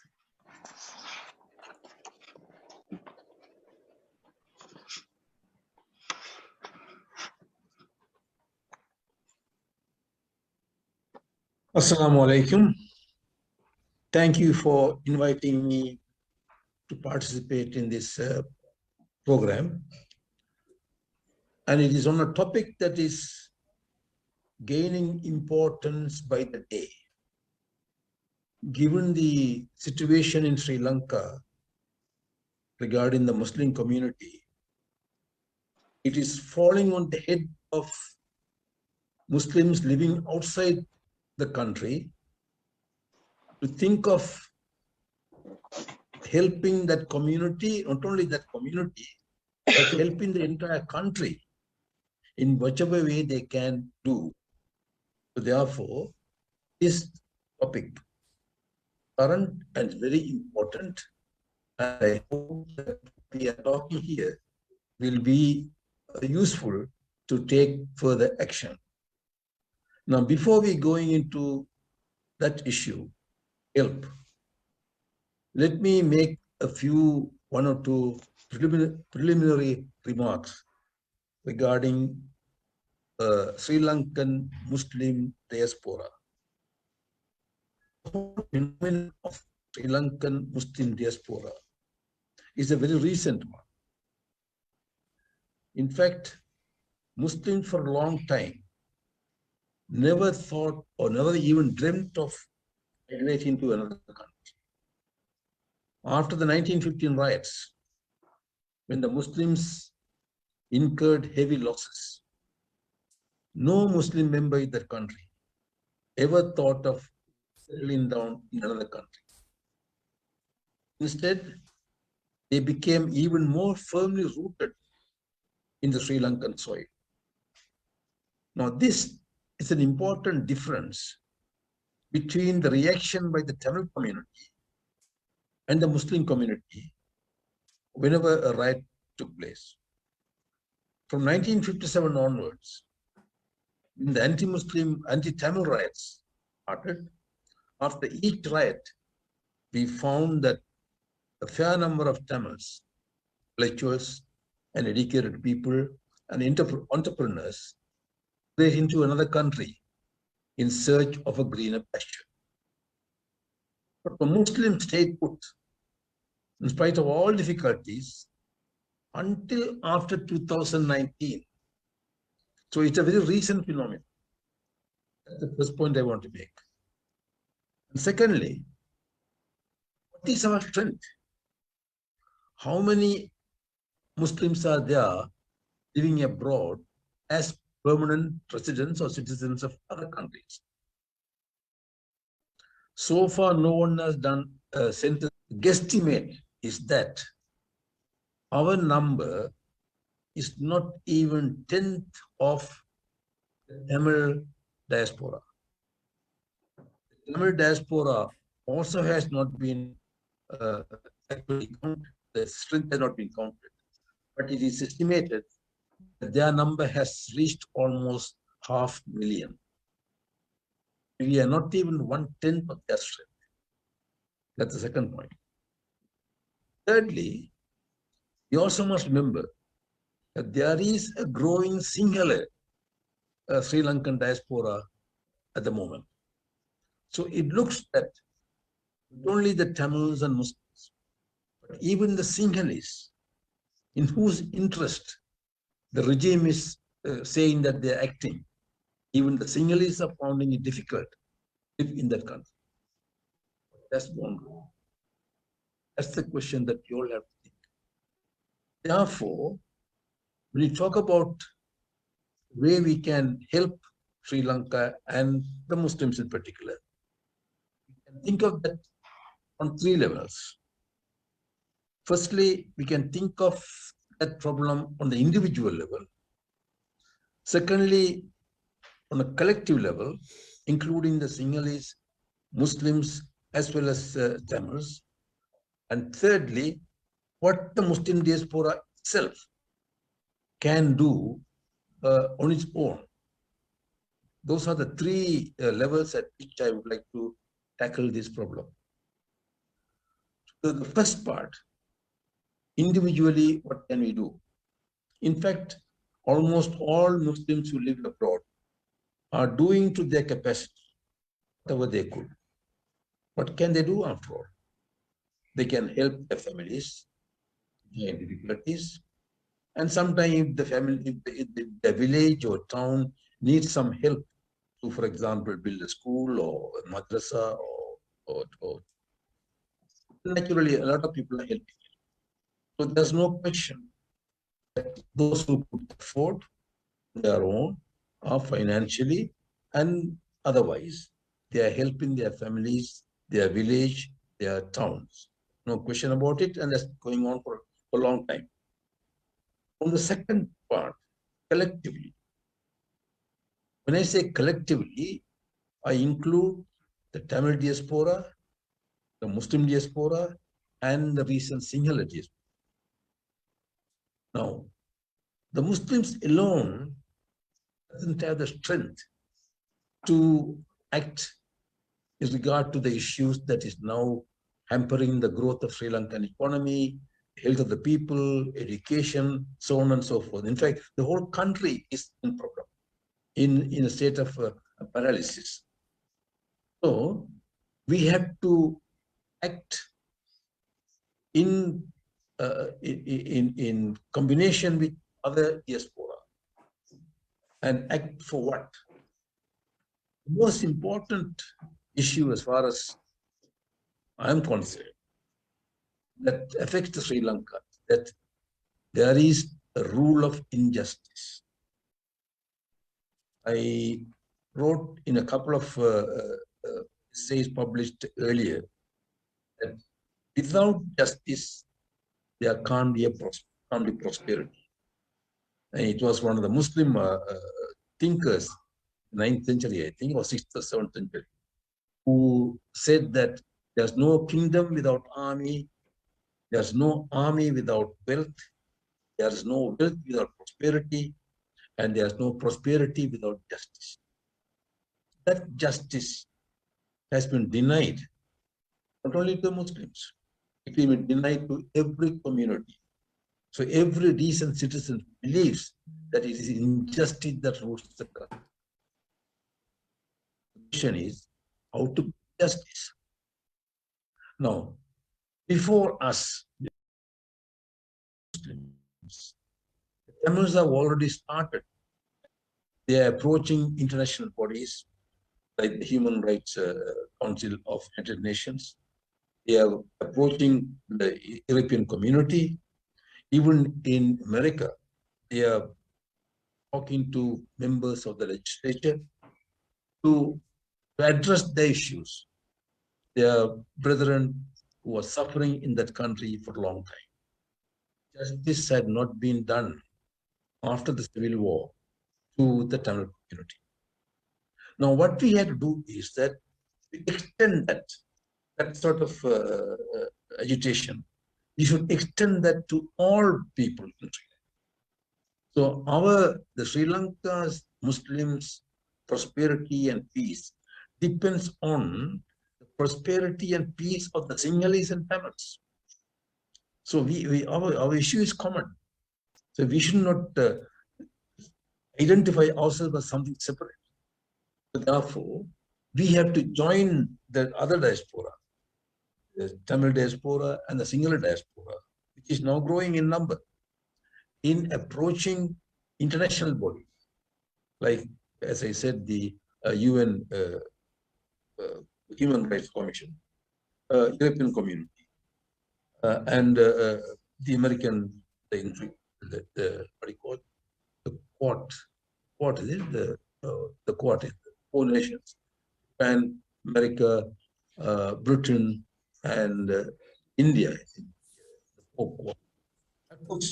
Focus rather. Australia, United Kingdom, and the United States. So these bodies, we had to work through them. We had to realize that something has to be done to bring justice to people in that country. Without that, that country cannot prosper. So therefore, once again, I'm reiterating that the Muslim diaspora has to work hand in hand with the other diasporas. In fact, recently in Geneva, there was a demonstration when the second meeting took place last September, or this September. There was a demonstration where there were Tamils and mostly Tamils took part. We should join such people. Wherever possible, when there are demonstrations or when there are open activities, I think the Muslims also participate. We are not losing anything. We are not asking anything separate. We are only asking justice for the people in that country. So that is the way we can collect it. But there's one more important, the third part. So individually we are doing something. Collectively we must join the others. But what can the Muslim diaspora on its own, what can we do? This is where I want to emphasize that we are something that we can do ourselves. There are 57 Muslim countries today. I'm not talking about the universal concept of Ummah. I'm not talking about that. I'm talking about there are 57 Muslim countries today, and they have an organization. It's the Organization of Islamic Congress. Recently, we knew that OIC issued or passed a motion criticizing the Sri Lankan government regarding the way they treat the Muslims. I think we have to work through this body, because individually we cannot influence the actions of all 57 Muslims. Within the Muslims country, within the 57 Muslim countries, oil producing Arab countries are a separate group. OIP, Organization of Arab Petroleum Export Countries. They are wealthy. Sri Lanka today needs foreign investment. The country is virtually bankrupt. The debt burden has increased, is more than the government revenue, national income. So the debt burden is quite high. Without foreign investment, that economy has no prospects of growing. They are approaching the Arab countries. Recently, they had talks in Oman, in Qatar, and Kuwait. In all these places, government ministers and diplomats are meeting to encourage these Arab countries to not only to invest in Sri Lanka, but also to open up opportunities, employment opportunities for Sri Lankans to work in those countries. Now, these are very vital link between Sri Lanka and Arab countries. We can't do anything about that. We can't go and tell Qatar or country to do something. We are not asking them to stop this. We welcome the investment. We want investment in the country. We want the country to prosper. That's our mother country. So we are not saying that the Arabs should stop investing in Sri Lanka, or they have to stop Sri Lankans getting employment in those countries. We are not saying that. Conditions attached to this help. It's not an open go. You can go and invest. Let's ask those people, bring some pressure on those investors, some conditions. Like what the EU is doing. EU says today that there is a threat of withdrawing the special concession given to Sri Lankan export. That has woken up the Sri Lankan authority. If that happens, if the threat is executed, the small and medium-sized industries in Sri Lanka just die. Because the largest exporting destination for these small and medium-scale industries. If the ECU act upon its word threat, Sri Lanka is in jeopardy. This economy is in jeopardy. So recently there was a delegation in Sri Lanka. They had a talk. We find that there is a sign that the government's foreign policy is changing slowly in sympathy towards India and the West. Similarly, to make a change, we need OIC to bring sufficient pressure on the Sri Lankan government to make or bring out justice. We are talking for all people, not for only Sri Lankans. To do that, we are in a special position. Muslim diaspora. If we could find some way of having a discussion, a direct discussion with the secretary of OIC or some important bodies in the organization, I think that will be a great achievement. I feel that this diaspora, there must be some people here who are capable of articulating grievances of the Muslim community and the grievances of the Sri Lankan society itself. So there must be, we have to present our case, broader perspective, to the secretary of the OIC, and through him bring pressure on other governments to take some sort of, to impose some sort of conditionality to invest in that country and to help the economy of the country. And so that people in the country can live in peace and justice, which is now denied because of the authoritarianism of the present government and the way they are acting on various issues. I can't go into the details of what they are, but it's very clear. It's very clear. Dissatisfaction about the regime is now spreading. In spite of the corona or COVID-19. COVID-19 gave us some sort of protection for the authorities, keep the people under control. Now they're coming out. Once the economy is open, once the country is open, they are prepared to come out. They feel the pinch. They feel the economic pressure. A number of households, they can't afford to have a 3 times meal a day. There's no milk powder. There's no rice to buy. Prices are going up, skyrocketing. People can't bear the life. And believe me, the statistics are have not come out lately. Recent statistics, I'm sure, will show that the suicide rate has gone up. Is that the country that we want? Is that the country that we love?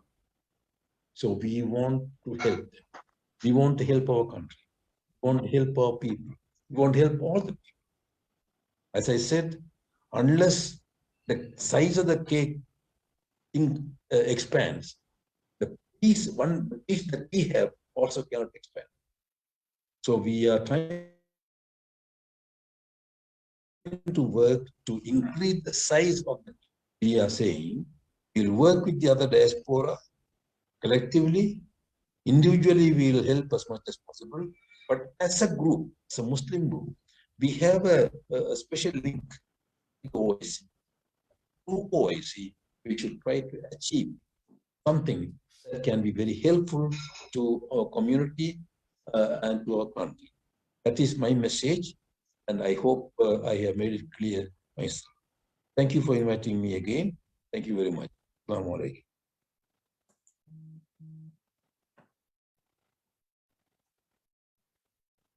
Sister Rihanna, are you okay to pick back up? I beg your pardon. Can everybody hear me now? Yeah. I'm so sorry. You have one thing I wanted to say during the housekeeping rules. If there's ever a technical problem, please feel free to put it in the chat so our team is aware, and we could hopefully, inshallah, rectify it for you. Anyway, Jazakallah khair, Dr. Amir Ali, for those inspirational words. Inshallah, hopefully we all could do our part in order to keep, and uplift Sri Lanka for the future. MashaAllah. Anyway, so now it's time for our second guest today. This gentleman has been and continues to be a beacon for the Muslim community in the UK.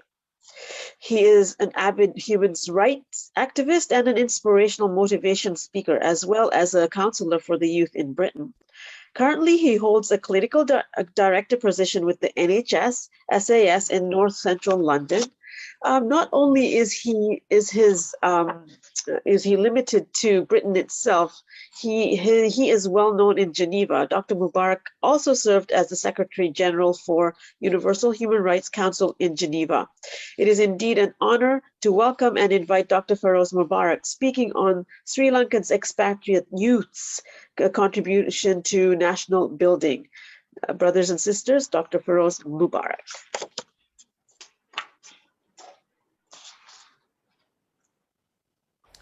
Assalamu alaikum wa rahmatullahi wa barakatuhu. My beloved brothers and sisters from all over the world who are connected to me through one thread, that's your being connected to Sri Lanka as a Sri Lankan Muslim. First of all, I would like to thank World Forum for Sri Lankan Muslim for giving this opportunity for me to be able to address my brothers and sisters from all over the world, and also want to pass my heartfelt congratulations to World Forum for Sri Lankan Muslims for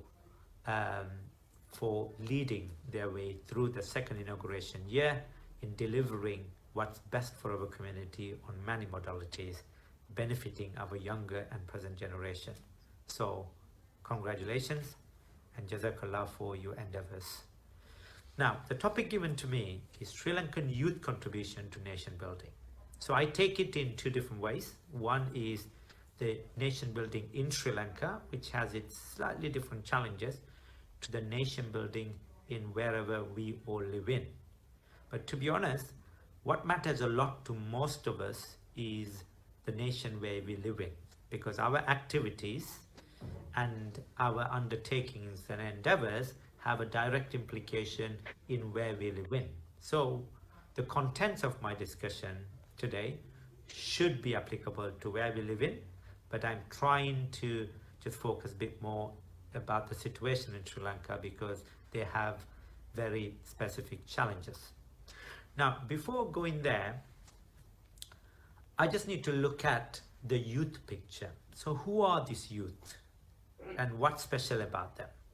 And why is it so important for us that the youth are empowered to build the nation? It's very important that we all know the answer to this question. So if you look at the demographic data, a good 58 to 60% of the world population are under 30 years old. So usually the youth are defined as either between 15 and 25 or 15 and 30. Just for the broader understanding, let's say anybody below 30 is a youth, because they are still settling into their life before they become an adult and do matters in an adult fashion. So if you look at 60% of the population being younger, the daily living and the impact making from political, social, financial aspect are all by most of the over 30s. The policymakers are over 30s mainly, the financial holders are over 30s, the social holders, the leaders are over 30s, everything is over 30s. So you can see there's a massive imbalance between those who have power of some sort to the one who receive that power. There's a massive imbalance between the numbers. So that tells you that there is a need for those who are under 30s to be guided and empowered correctly in order for them to become the power holders of the environment or the country or the nation they live in. It's very important we understand that need for it. And there is a very special reason why that is important and why that is a challenge. But before going into it, let's look at the picture in Sri Lanka, because usually there's a 50-50 distribution between males and female. But in Sri Lanka, female are more than men. I think it's 51% of Sri Lankan population is female and 49% of male. So that also have a big implication in our community in Sri Lanka, Sri Lankan Muslim community, because there are cultural, political, social restriction put upon on our majority population, and that restrict the forward movement of our community, which we'll come to later. So let's go back and look at the youth. So why is it so special? The youth is so special because they are intuitive, they're energetic, they're keen to change. They have got a vivacious energy, a drive, a keenness, and they're full of desire to do things, to become something, to make changes, to better themselves and the environment. So they got this drive to do this. The question is, what will they end up doing, or how would they end up doing? And this is why it's very important that we cultivate this positive energy, positivity of many forms, and channel it through a system which takes out the negatives, or which compresses the negatives, and then which harvests out the positives towards productivity and positivity of our community and also the nation we live in.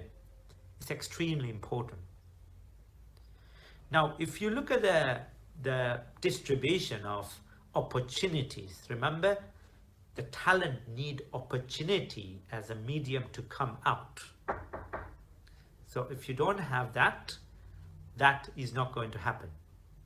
So what we suggest needs, what the suggestions or what the thoughts of the scholars and those who have got the insight into the youth's mind is that they need channeling, positive channeling.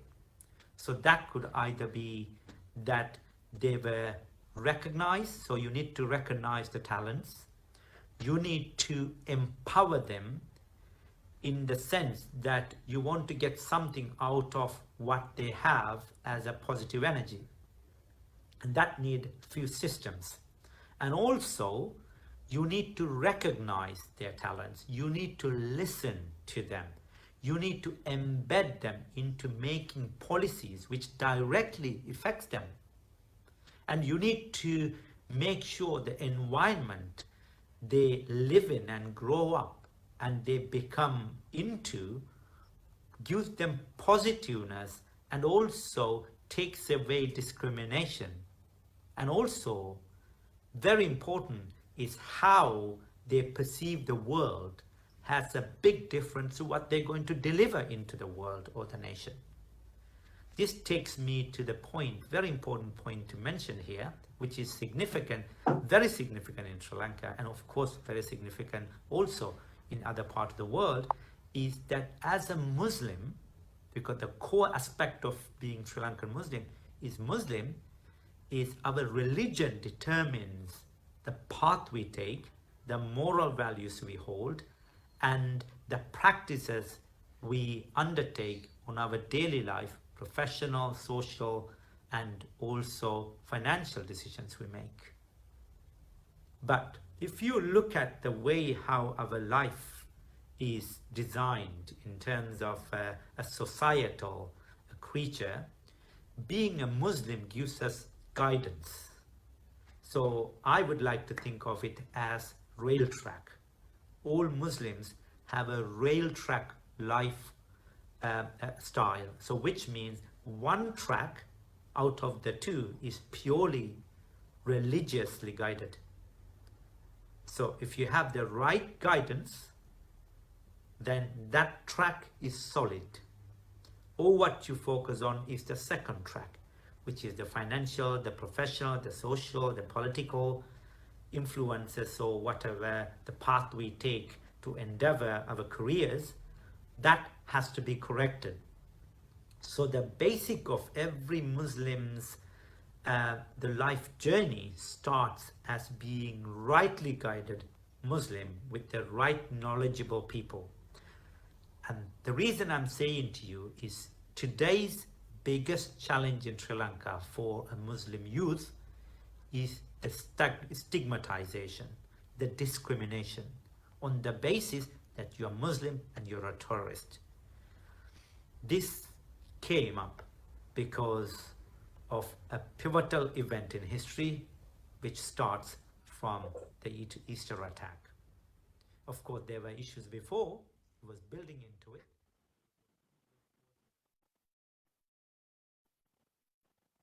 The actual time where an event gave a physical turn to the way how Muslims are perceived on was the Easter attack. How did it come about? It's not a Sinhalese person or a Tamil person or whoever, disguising themselves as a Muslim and doing it. No, these were misguided Muslim youth who did that. How was that possible? It's because those who guided them, the environment they got, the religious education or the concept were from crooked people, as well as that they had an agenda which fed into the global agenda of twisted Islamic, the real Islamic concept has been twisted for financial or political benefits by individuals of many sorts. So it's very important that in our community, whether you're in Sri Lanka or not, our children and our youth are guided in a by a qualified religious figure. So they have to be well educated, they have to be talented, and they have to cater for the need of the youth. And once that instruction, once that guidance is correctly put in place, remember, this is a responsibility of us who are the power holders, who are the decision makers of current society. It doesn't matter you're in Sri Lanka or out. So we need to make sure the environment and the education and the guidance our children and our youth get are from qualified authorities, qualified scholars, qualified imams who have the right understanding of Islam. Being a good Muslim is being a good citizen. Being a good Muslim is being a good human being. Being a good Muslim is being a good neighbor. And being a good Muslim is being a good father, good brother, same thing goes, good mother, good sister. It doesn't matter where you live. It doesn't matter what your profession is. First and the foremost thing is to be a good Muslim. You got two parts. Your responsibility to the Creator, which you practice Islamic values and you practice the religion. And the second bit is your responsibility to your community, your neighbor, and your nation. This is why I always say a patriotic person, a patriotic Muslim life, a nationalistic Muslim is questionable whether you are a good Muslim, but patriotic Muslim is always a good Muslim if he gets the Islamic side right. It's very important. So once we can solder this into our younger generation and that rail out of the two is correct, inshallah, Allah will guide our generation towards success. And what that success means, they become people who have high morals. They become people who value high values of the societies, that being considerate, contributing, and productive to the society.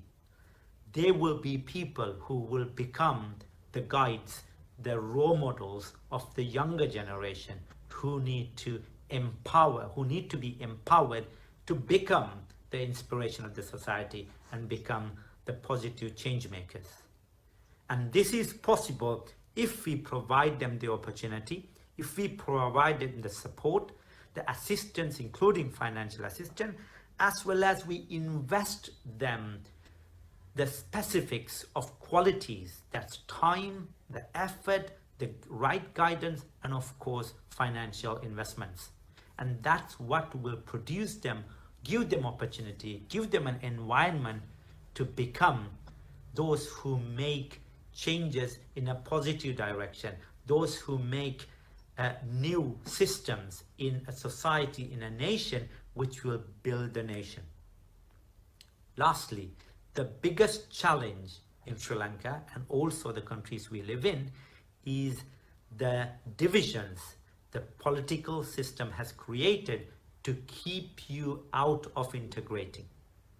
And as productive citizens of a country, doesn't matter which country we live in, we have an integral responsibility to make sure our youth is integrated with the community. So if you talk about Sri Lanka, the Muslim youths have to be inclusive. They need to be integrated into the other youth. They need to communicate. They need to realize that the success of our community is dependent on the success of the nation. It's not, okay, Muslims, we need to become this and that's no. The Muslim, the Tamils, the Sinhalese, the Burghers, the Malays, we all have to travel forward in Sri Lanka to build that nation back to what it was. I know there are financial challenges, economic challenges Sri Lanka is facing at the moment. The governments and the lawmakers are trying their best to patch it up and improve it. Let's not go into politics of things, but the reality of the situation is we as one community cannot survive when other communities are falling. So to build our nations, we need unity. We need to unite.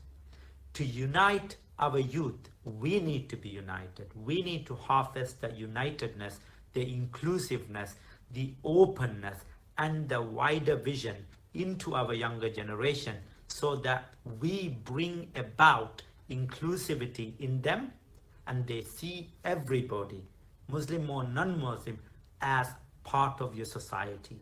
The good you do, spread to everybody. The guidance you do, spread to every youth. And then with the support of other role models, you know, we do all recall Markan Makar, Wapich America, Sir Razik Farid. These are the figures where in my younger time, you inspire, you want to become. And we do have new role models now. I still remember the billiard champion Laffer, and for me it was an inspiration. I want to become something of a world-renowned. So if we can produce, if you can bring our role models in the current society for them to invest some of their time and effort, or if they can spare their finances, to put into our generation to build these basics of concept of humanity, basics of concept of a country which need to come together. That's unity, inclusiveness, progressiveness, innovation, to bring about innovation, and also everything based on education and skills.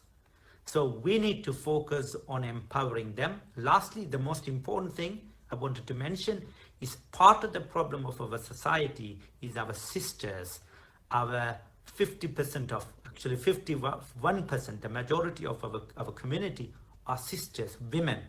So we need to empower our younger women to become educated, skilled, professionals, insightful, and also patriotic. If we can harvest this out as a community, deriving new methods, new techniques to empower them, you can see the younger generation which comes from them will be better guided, better skilled, better educated. On top of that, they would be more suited in terms of helping the nation to build in the next 20, 30 children in inclusivity. We need to educate our children in becoming patriotic, contribute to our community. We need to make our children become more wanting to become productive members of a society. Let's start it from our homes. Let's guide them from our homes, and then they would become peer models to their peers, and that would provide an environment for us to be able to work through in one direction in terms of integrating into the society and the nation we live in with, and also to contribute in all the modalities. That's politics, the finances, the economic, education. Very, very important part is education, because education lays the foundation of progress to any country, whether it's agriculture, it is professionalism, it's politics, education does. So we need an educated, skillful community, and may Allah grant us that insight and support and guide us straight to be able to make our community a productive community towards the nation who live with. Thank you for this opportunity. Jazakallah khairan. Assalamu alaikum. Walaikum assalam. MashaAllah, that was a quite the inspiring a few words that we heard from Dr. Feroz Mubarak. For me especially, I am a teacher and a mother, so lots to take home for all of us. Jazakallah khair once again. Well, so that sort of doesn't conclude our session. However, it's just concludes our speeches. We are now into our question and answer period. So I see a hand up from Brother Marzouk. Would you like to unmute and ask your question? Please state to whom the question is for. Jazakallah khair. Brother Marzouk? Hello? I'm Okay, unmuted. Can you hear me? Okay, now we can hear you. Now Okay, we can sorry. hear you. Yeah, sorry, No something wrong. Yeah, my first question will be to Dr. Amir Ali, then I will come to Dr. Firoz also on his both presentation. It was clear that Dr. Amir Ali, whose articles I have written on his views of the Muslims in Sri Lanka, then he said that the Muslims, to solve their problem, they should move with the other communities locally and also with the diaspora. Now, Mr. Dr. Amir Ali will not disagree with my say. The situation prevalent in Sri Lanka, which affects all the communities, is the unfriendly people politics, what is that being practiced. So in that respect, I would ask Dr. Amir Ali to give his views on what form of thinking politically that the Muslims should have for a, change or for a different political approach that should be brought about in the country. Then that is one, that is to Dr. Amir Ali. Then when it comes to Dr. Firoz Mubarak, he referred to this East Sunday incident, and he only limited the incident to what the Muslim youths did. But now it is coming to light, even from the leader of the Catholic community, the Archbishop Malcolm Ryan, that there was some political circumstances behind it. So are we not trying to discuss the political circumstances behind rather than just try to point out the misguided Muslim youths? So I would like to ask Dr. Feroz his views on that.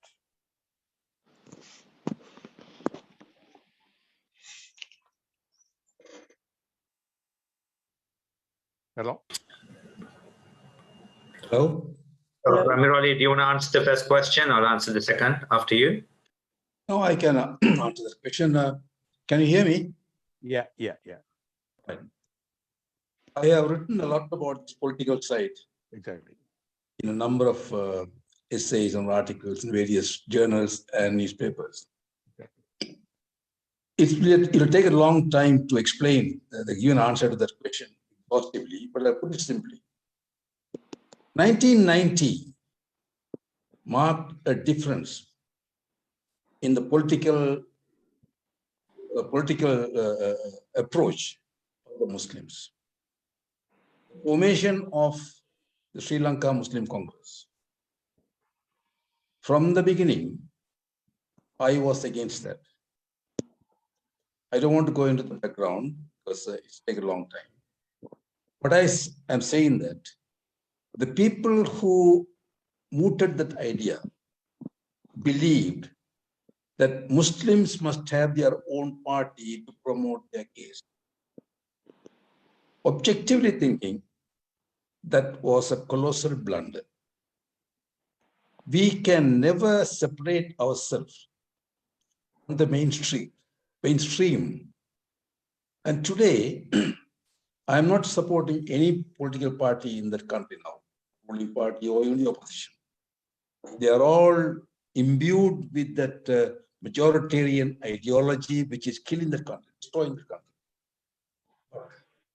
There are civil society who are now struggling to form a sort of coalition of the democratic and humane forces of the country to present an alternative. In fact, I am in one of those. And we are trying to form a coalition where the Muslims, the Tamils, and the Sinhalese, in fact, the Buddhist Sinhalese, can come together with the democratic principles and get the country back to where it was before 1990. Because since the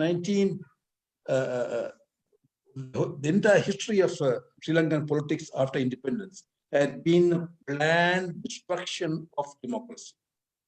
And today we are having the worst of it. That is why I'm saying that the Muslims to have started that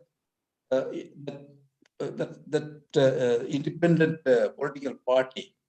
By the way, my father was one of the thinkers behind that. I was against that from the beginning. And that party originated not in Kalmune, but in Matale. So from the beginning, I was against it. While my father and Ashraf's uncle were looking for a Jinnah in Sri Lanka, I was emphasizing that we should look for a Abdul Kalam Azad. Where the difference is. Even today, in fact, at least another Wahidin Mahmud, the way these leaders acted, they united the communities. I was eyewitness to what an achievement that personality made at that time. Anyway, that's a different story. So I'm saying that, summarizing the answer, we cannot have a political party or political entity of ourselves. That mistake the Tamils made, we should not make the same mistake. We are for a united group aspiring to bring that country back to democracy, and there are enough civil societies, and I'm urging the civil societies, and more importantly, the women group, to work hard, join that forces, so that we can have some sort of a democracy in the country in the future. And I'm working through that. In fact, Australia, we had the Voice of Democracy in Australia group, a multi-ethnic, a multicultural group. We are working for that goal. Thank you. Thank you. Thank you. Okay, Assalamu alaikum. I got just very short answer with 3 little points. First point is, the topic of my discussion was how to enable the youth to contribute to nation building. So my statements were within my topic. So the statement I made regarding why the youth contribute, why did I see just as the youth part of the Easter bombing is purely the one who did was youth. I didn't go into the mechanisms why it happened. I just talked about the tools, just as simple as that. But there are 2 other parts to that. Number one is, yes, there is a bigger mechanism, bigger kind of systems in play to enable that to happen. The answer is in how to change that mechanism, how to become an influencer. So the other 2 parts to the youth contribution, what you need is, number one, you get our youth to expand their vision, to work with the non-Muslim community, they become people who have got an inclusive vision.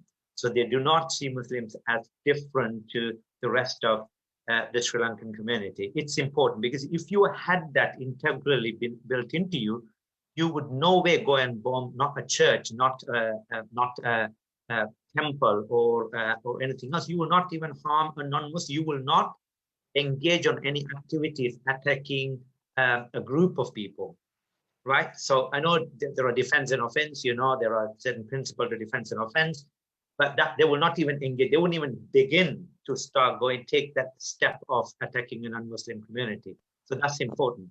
The third one is have a greater vision and become a change maker, policy maker, the change maker, which I've made a point of.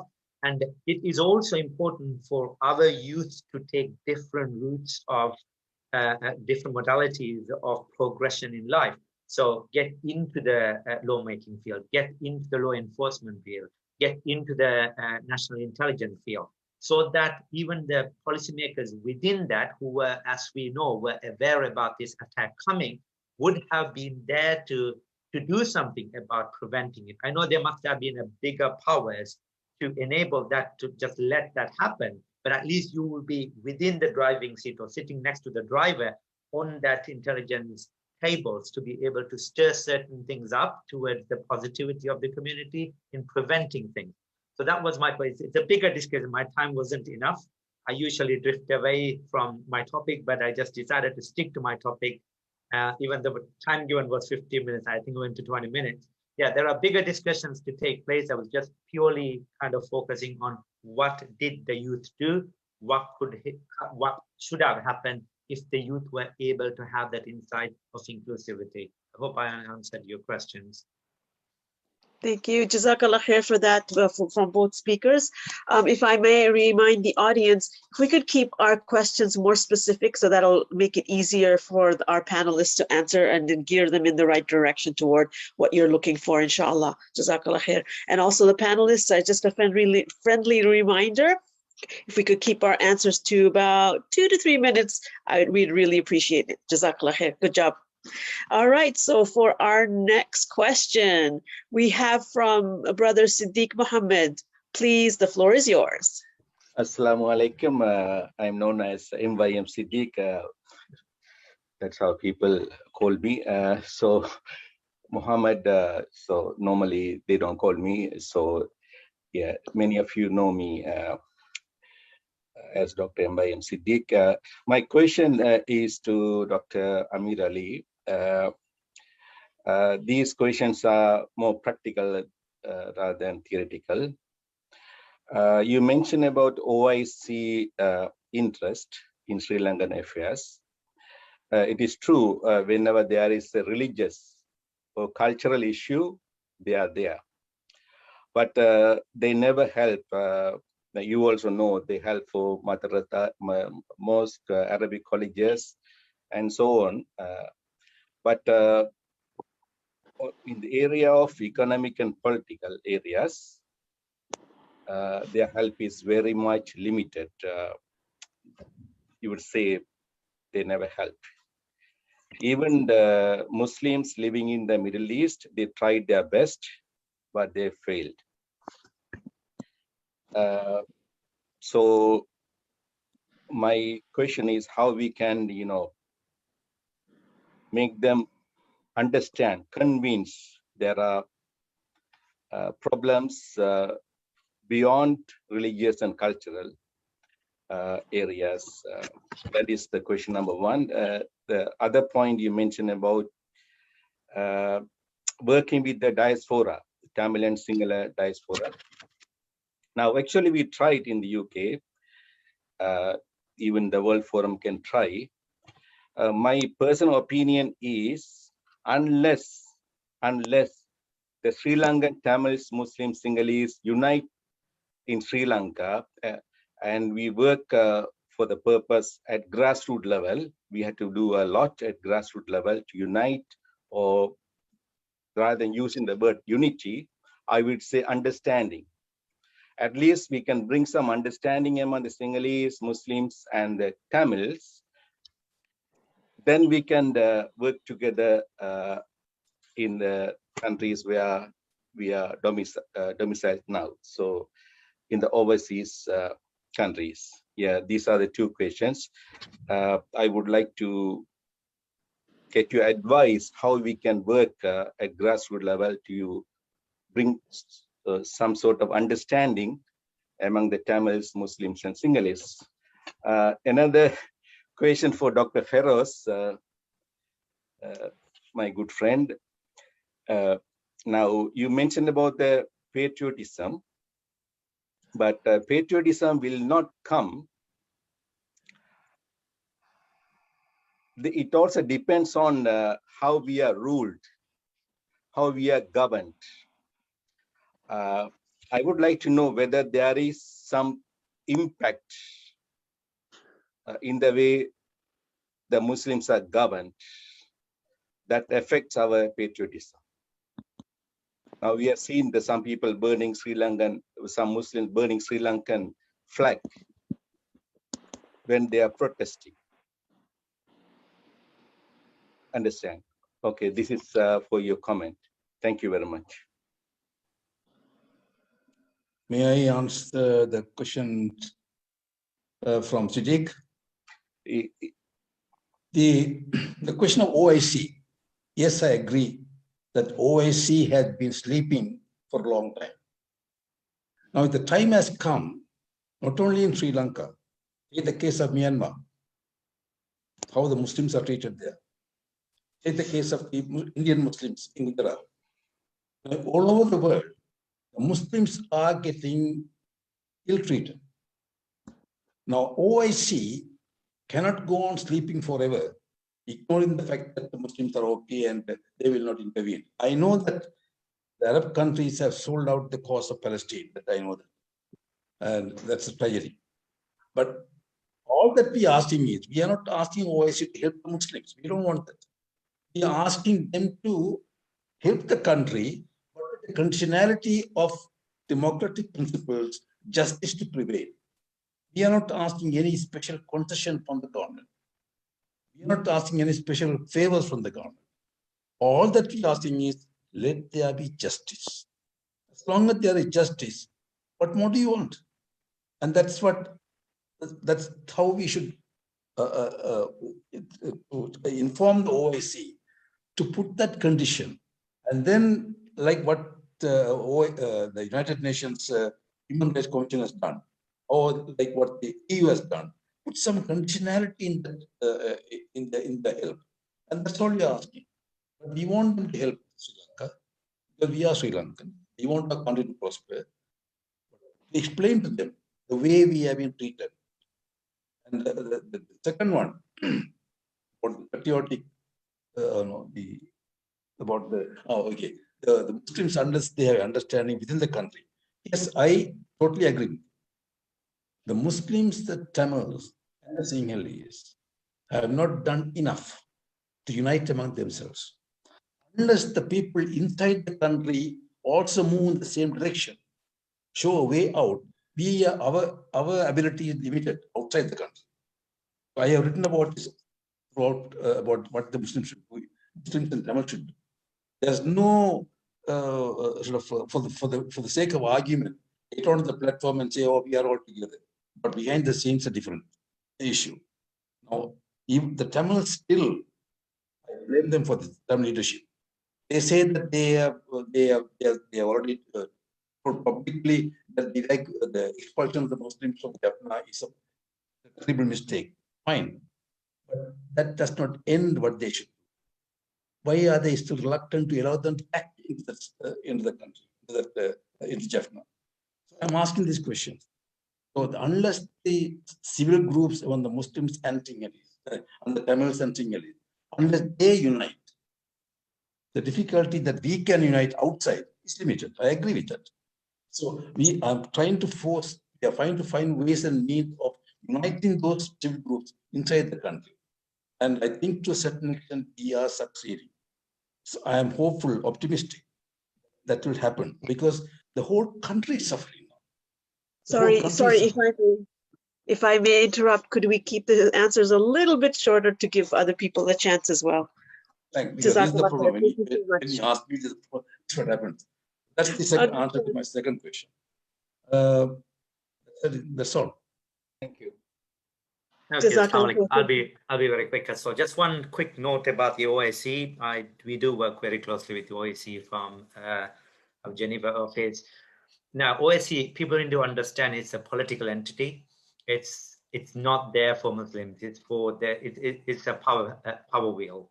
So it is for those Muslim countries, especially predominantly the Arab countries, to have certain swings around the international politics, and they use it as a medium.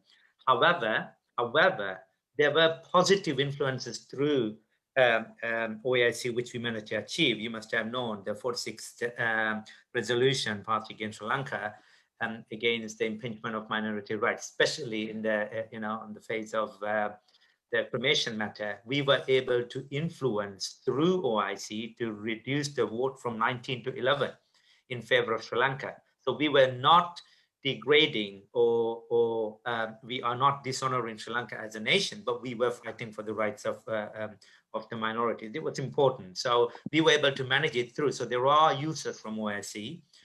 Are you talking about political and financial influences? There is not. I do agree. Quickly about the civil societies. That's the way to go forward about improving all the three different nations, especially the Sinhalese, Tamils, and Muslim. But the civil societies can't do what they used to do for the last 50 years, get together in a room, talk about it. They need to take new ways forward to addressing the larger nation, because at the moment, every negative influence against the minorities is through the social media and greater media. Unless the civil society be able to do a neutralization of the negativities against the minorities, they can talk for years, but nothing will change. So in that perspective, I think civil societies in Sri Lanka on the ground has to work with all the three main communities. Quickly, the answer to your question, Siddiq Uncle, is that this is a chicken or egg situation, okay? The country doesn't treat you well and you become less patriotic. When you're less patriotic, the other nations see you as non-patriotic, and all the negativities build up on that. And then the country pounds on you.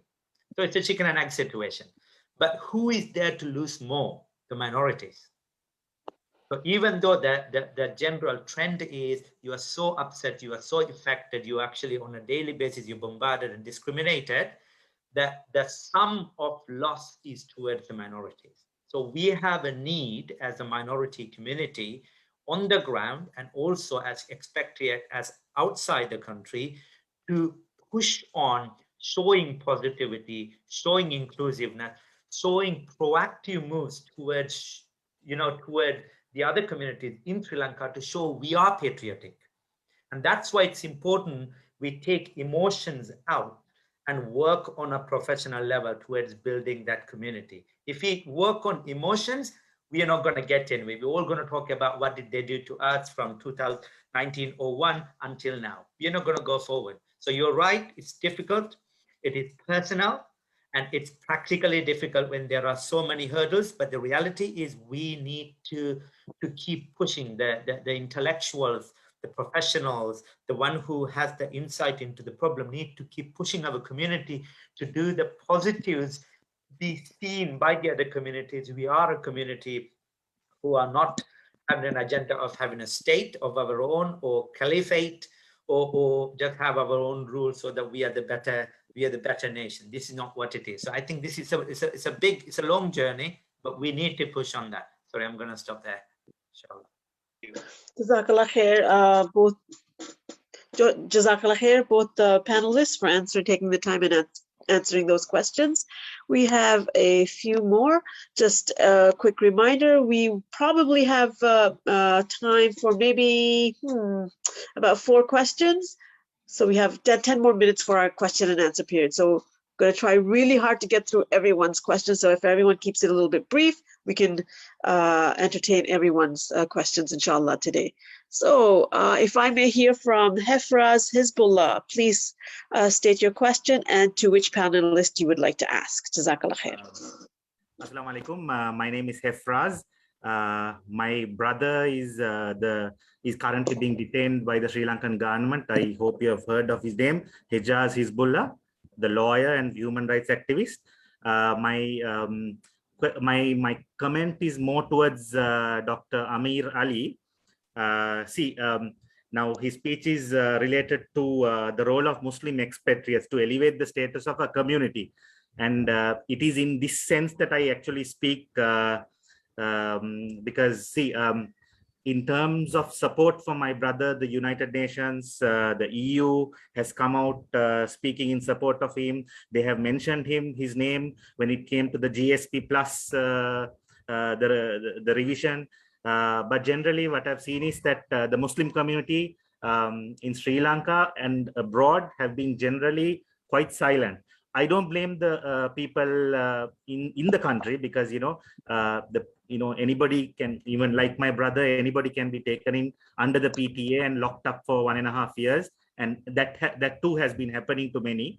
But I feel that forums such as this, the World Forum, then I think Cosmos in the UK and all those other Sri Lankan Muslim diaspora forums can really come out and help people like my brother and the poet Ahnaf Jazim and so many others who have been, I believe that the count is around 700 people, speak on their behalf and reach out to the parliamentarians in their area and, come out in support and force the government to, give them some kind of relief.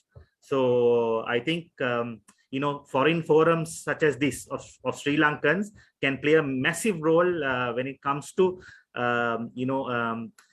coloring the international playing field. So, Dr. Amir Ali, you have any comment on this? Yes, Hibras. I think I have mentioned your brother's name only once in my writings because I refrain from mentioning names because that might be counterproductive. The more you talk about a particular person, then the people can interpret that in so many ways, and that may go against that person's interest. So what I am saying that We are fighting for justice. When I say we are fighting for justice, that includes the people who are incarcerated. There are 300 people, almost 300 in the prison now, who have been arrested and without any trial. I've been writing about this. They are languishing in jails. So we want them to bring them to trial and give a chance. If they are guilty, they are guilty. But what we can't tolerate is that the government is hiding because if they have real good reason, real evidence, they would have brought him by now. So the fact is that they don't have good evidence. He's keeping them there and increasing the agony of everybody. So that's what I'm trying to write and tell the people without mentioning the names. So I think even now I feel that I don't think it's a good thing to mention the names of your brother or, for example, the MP who was arrested and the poet. I mentioned the poet's name once or twice, but I keep away from mentioning names. Thank you.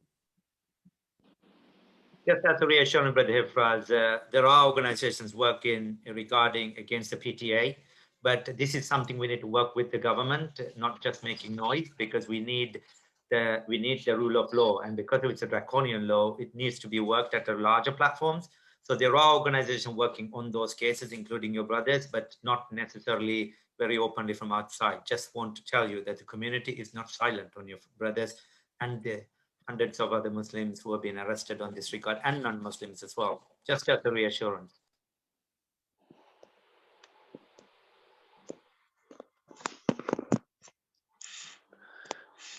Perfect. Thank you for that. Inshallah. We have other questions from Haseen Muhammad Naheem. Please ask your question and state to whom you would like to answer. Jazakallah khair. Yeah, Assalamu alaikum. I don't know whether I would say this is a question. It could be suggestion or comments. First things on gender equality. Sister Ziada raised a big questions about our participations and activism of ladies and girls. So can we, all of us, every single member who are here, we will have our sisters, our daughters, and can we promote this particular thing, and could we ask at least every member of this team to appoint one lady into this group, so that that becomes very active. Because I'm sorry, brother, if I may interrupt. If we can keep it to the topics of discussion for the webinar, I'd appreciate it. No. The reason I mentioned is because the second, when you look at the youth sector, what Feroz was speaking, if the ladies are not there, then youths are not going to come. So we got to get that. The second question about second thing about is to Feroz. I understand, we have lots of problems with the youth. It could be, as you said, we need to, as Muslim, we need to keep our housekeeping proper. And also the other thing is there are automatically we get stigmatized by media, because as soon as everybody, like it happened to Tamils as well, even a normal Tamils become a terrorist, because every time when you look at Tamils, they call them as a entity. So that's another side of it.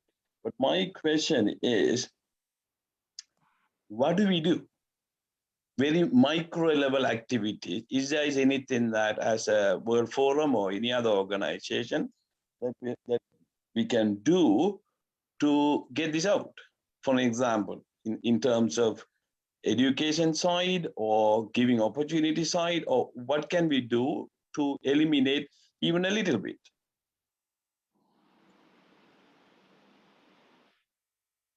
Yes, there's a lot we can do. Sorry, can you hear me? Yeah, so that's a lot we can do. Obviously, it's becoming more of a renowned thing now outside Sri Lanka. The Sri Lankan Muslim, and also, as a whole, most of the Muslim youths, not just the Sri Lankan Muslims, are engaged through the two channels, of course, the religious as well as the more youth development organizations, or even the base masjids and things like that get involved on more of a not just Islamic education stuff. So that would make a difference. If you are mainly thinking about on the ground activity, grassroots activities in Sri Lanka, there are, but I have to tell you this, I still feel that those organizations do lack the insight of the bigger picture as well. And that's why I think it is important, maybe the civil society organizations, the welfare organizations, the youth organizations, and also the expatriate more youth wings, they need to work all together about bringing about a wider vision for the youth. No, my question is, Feroz, as a World Forum, can we do some activities, say that, okay, these are the 5 activities that we can do to help these people? I'm so sorry, are you talking but about the activity in Sri Lanka or here? Sorry, sister. Yeah. Sorry, if I may Sri interrupt. Lanka. I need to emphasize that we should keep it to the topics of discussion because we are also running out of time. So if you could answer toward the topic of discussion or if you could address it privately, we would really appreciate it. I'll quickly say the topic of towards the topic of the discussion is that, so the topic is, of course, what can the youth can do for nation building? It certainly can be done through, as you said, we can have top five items which needs to be addressed as priority. One has to be empowering women and the younger generation together. It cannot be just women, because you'll find 9 out of 10 will end up being men-related activities. That has to be done, but it has to be done at a grassroots level by people who has got insight. Thank you. Jazakallah khair. Thank you so much for understanding. We have time for only just one more question. So I will go to, let's see, there's one from a sister Ziada. If you may address your question and please name the panelist that you are asking. Jazakallah khair. Sister Ziada, are you in the house? Okay, I guess not. So there's one more here, Mrs. Yes, I'm here. Okay. Sorry. I'm here. This is Ziada. Ziada, yes. Carry on, please. Okay. This is a question for Dr. Feroz Mubarak, but I would also like to hear Dr. Amir Ali's opinion, if you may. Dr. Mubarak said that women, being approximately 51% of the population, must be empowered to participate in nation building. We all know that women are lagging behind. They are not taking active participation in politics or so much in civil societies, particularly Muslim women.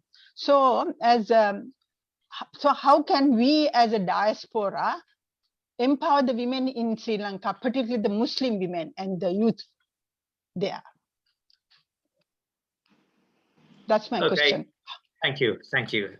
So you're asking what we as a diaspora, how can we empower the women in Sri Lanka to just, overcome the barriers? Come out and contribute towards the nation building.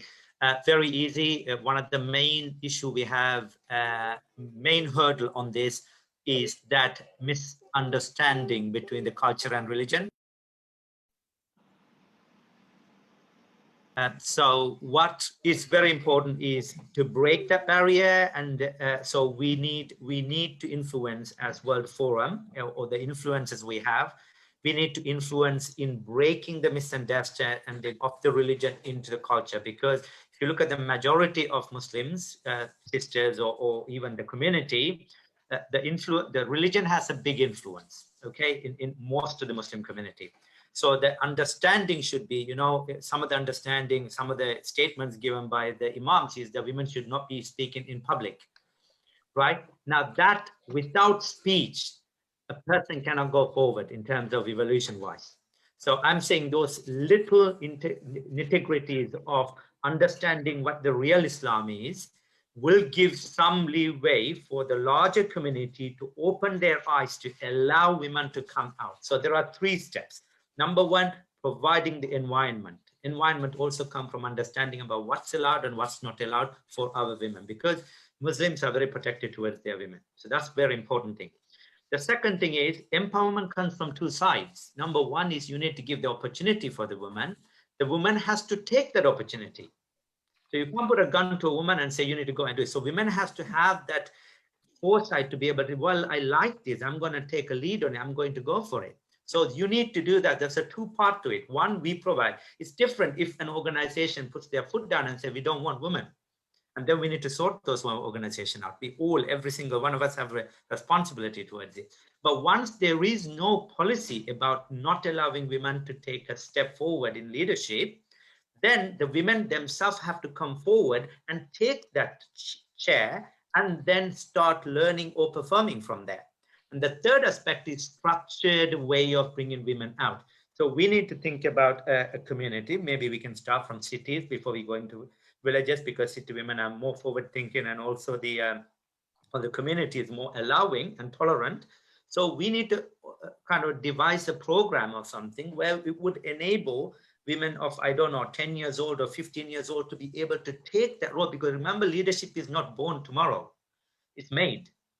So to be able to enable that to happen, you need to have a plan over a long period of time. This is how we're going to engineer. And I will tell you today, I said yesterday, and I will tell tomorrow, the actual meaningful progress of a community is in the hands of a mother or the sister or a leader who is a woman. They understand both aspects of the coin.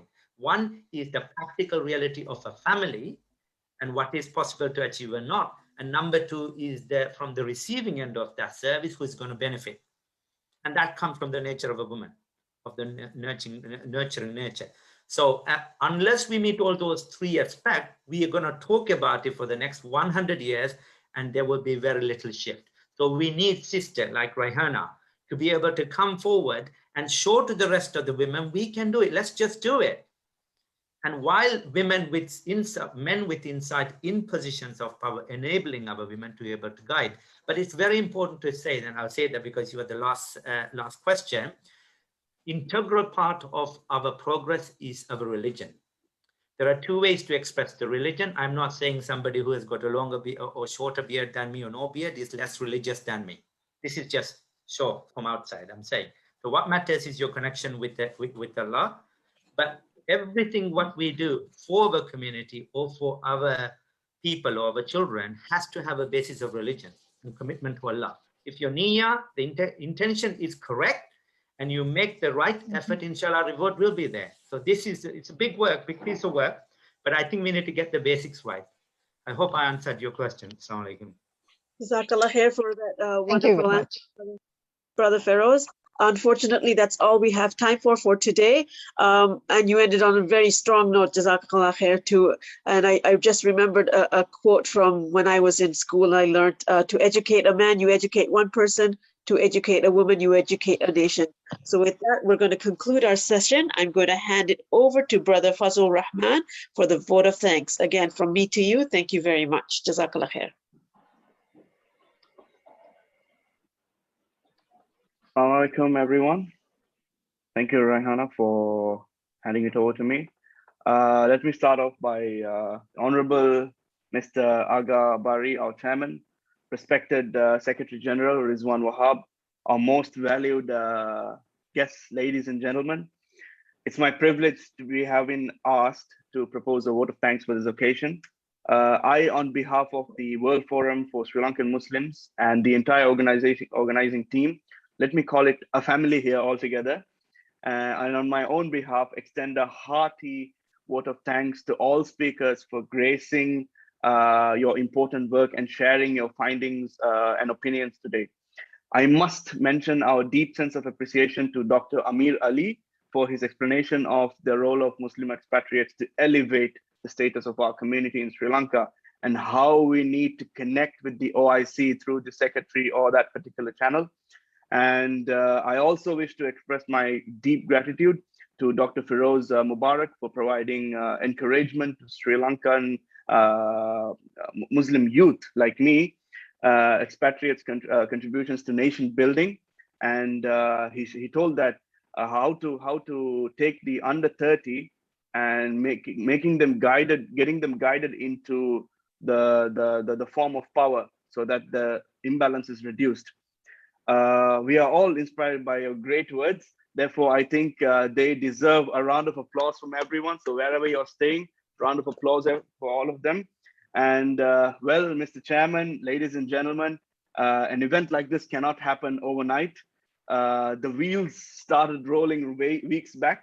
It requires planning and a bird's eye vision for details. We have been fortunate enough to be backed by a team that is very dedicated and motivated. We have all of these colleagues of WFSLM who know their job and are very result oriented. The moderator, Adil, Rayhana, all of the WFSLM members and the participants joining us from all across the globe. I cannot thank you enough for this, their involvement and their willingness to take on the completion of tasks beyond their comfort zones.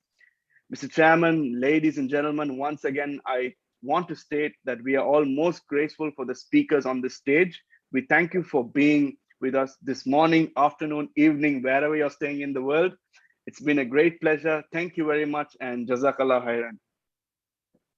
Jazakallah, Brother Fazul Rahman. Inshallah, our chairman will be closing the meeting with a dua. So over to our chairman now, Brother Agabari. Bismillah ar-Rahman ar-Rahim.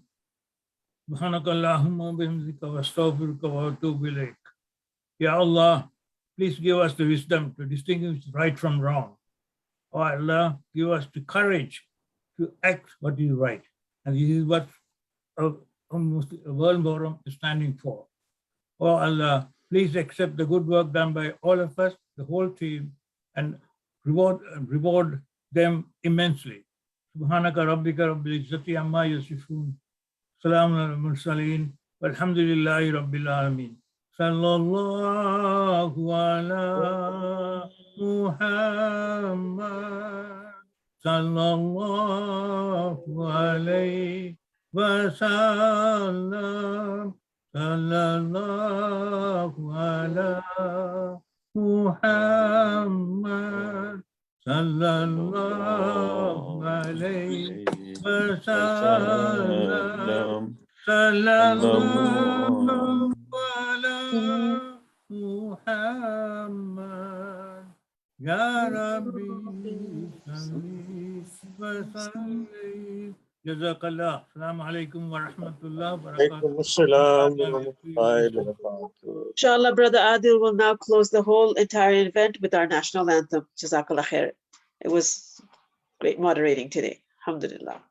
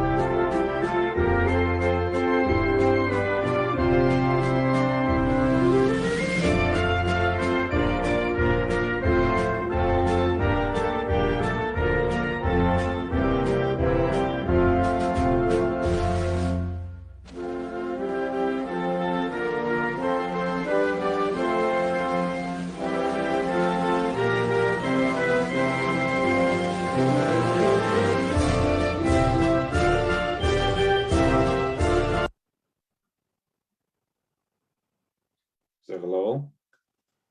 Inshallah, we'll see you again for the next General Assembly. Assalamu alaikum wa rahmatullahi wa barakatuh.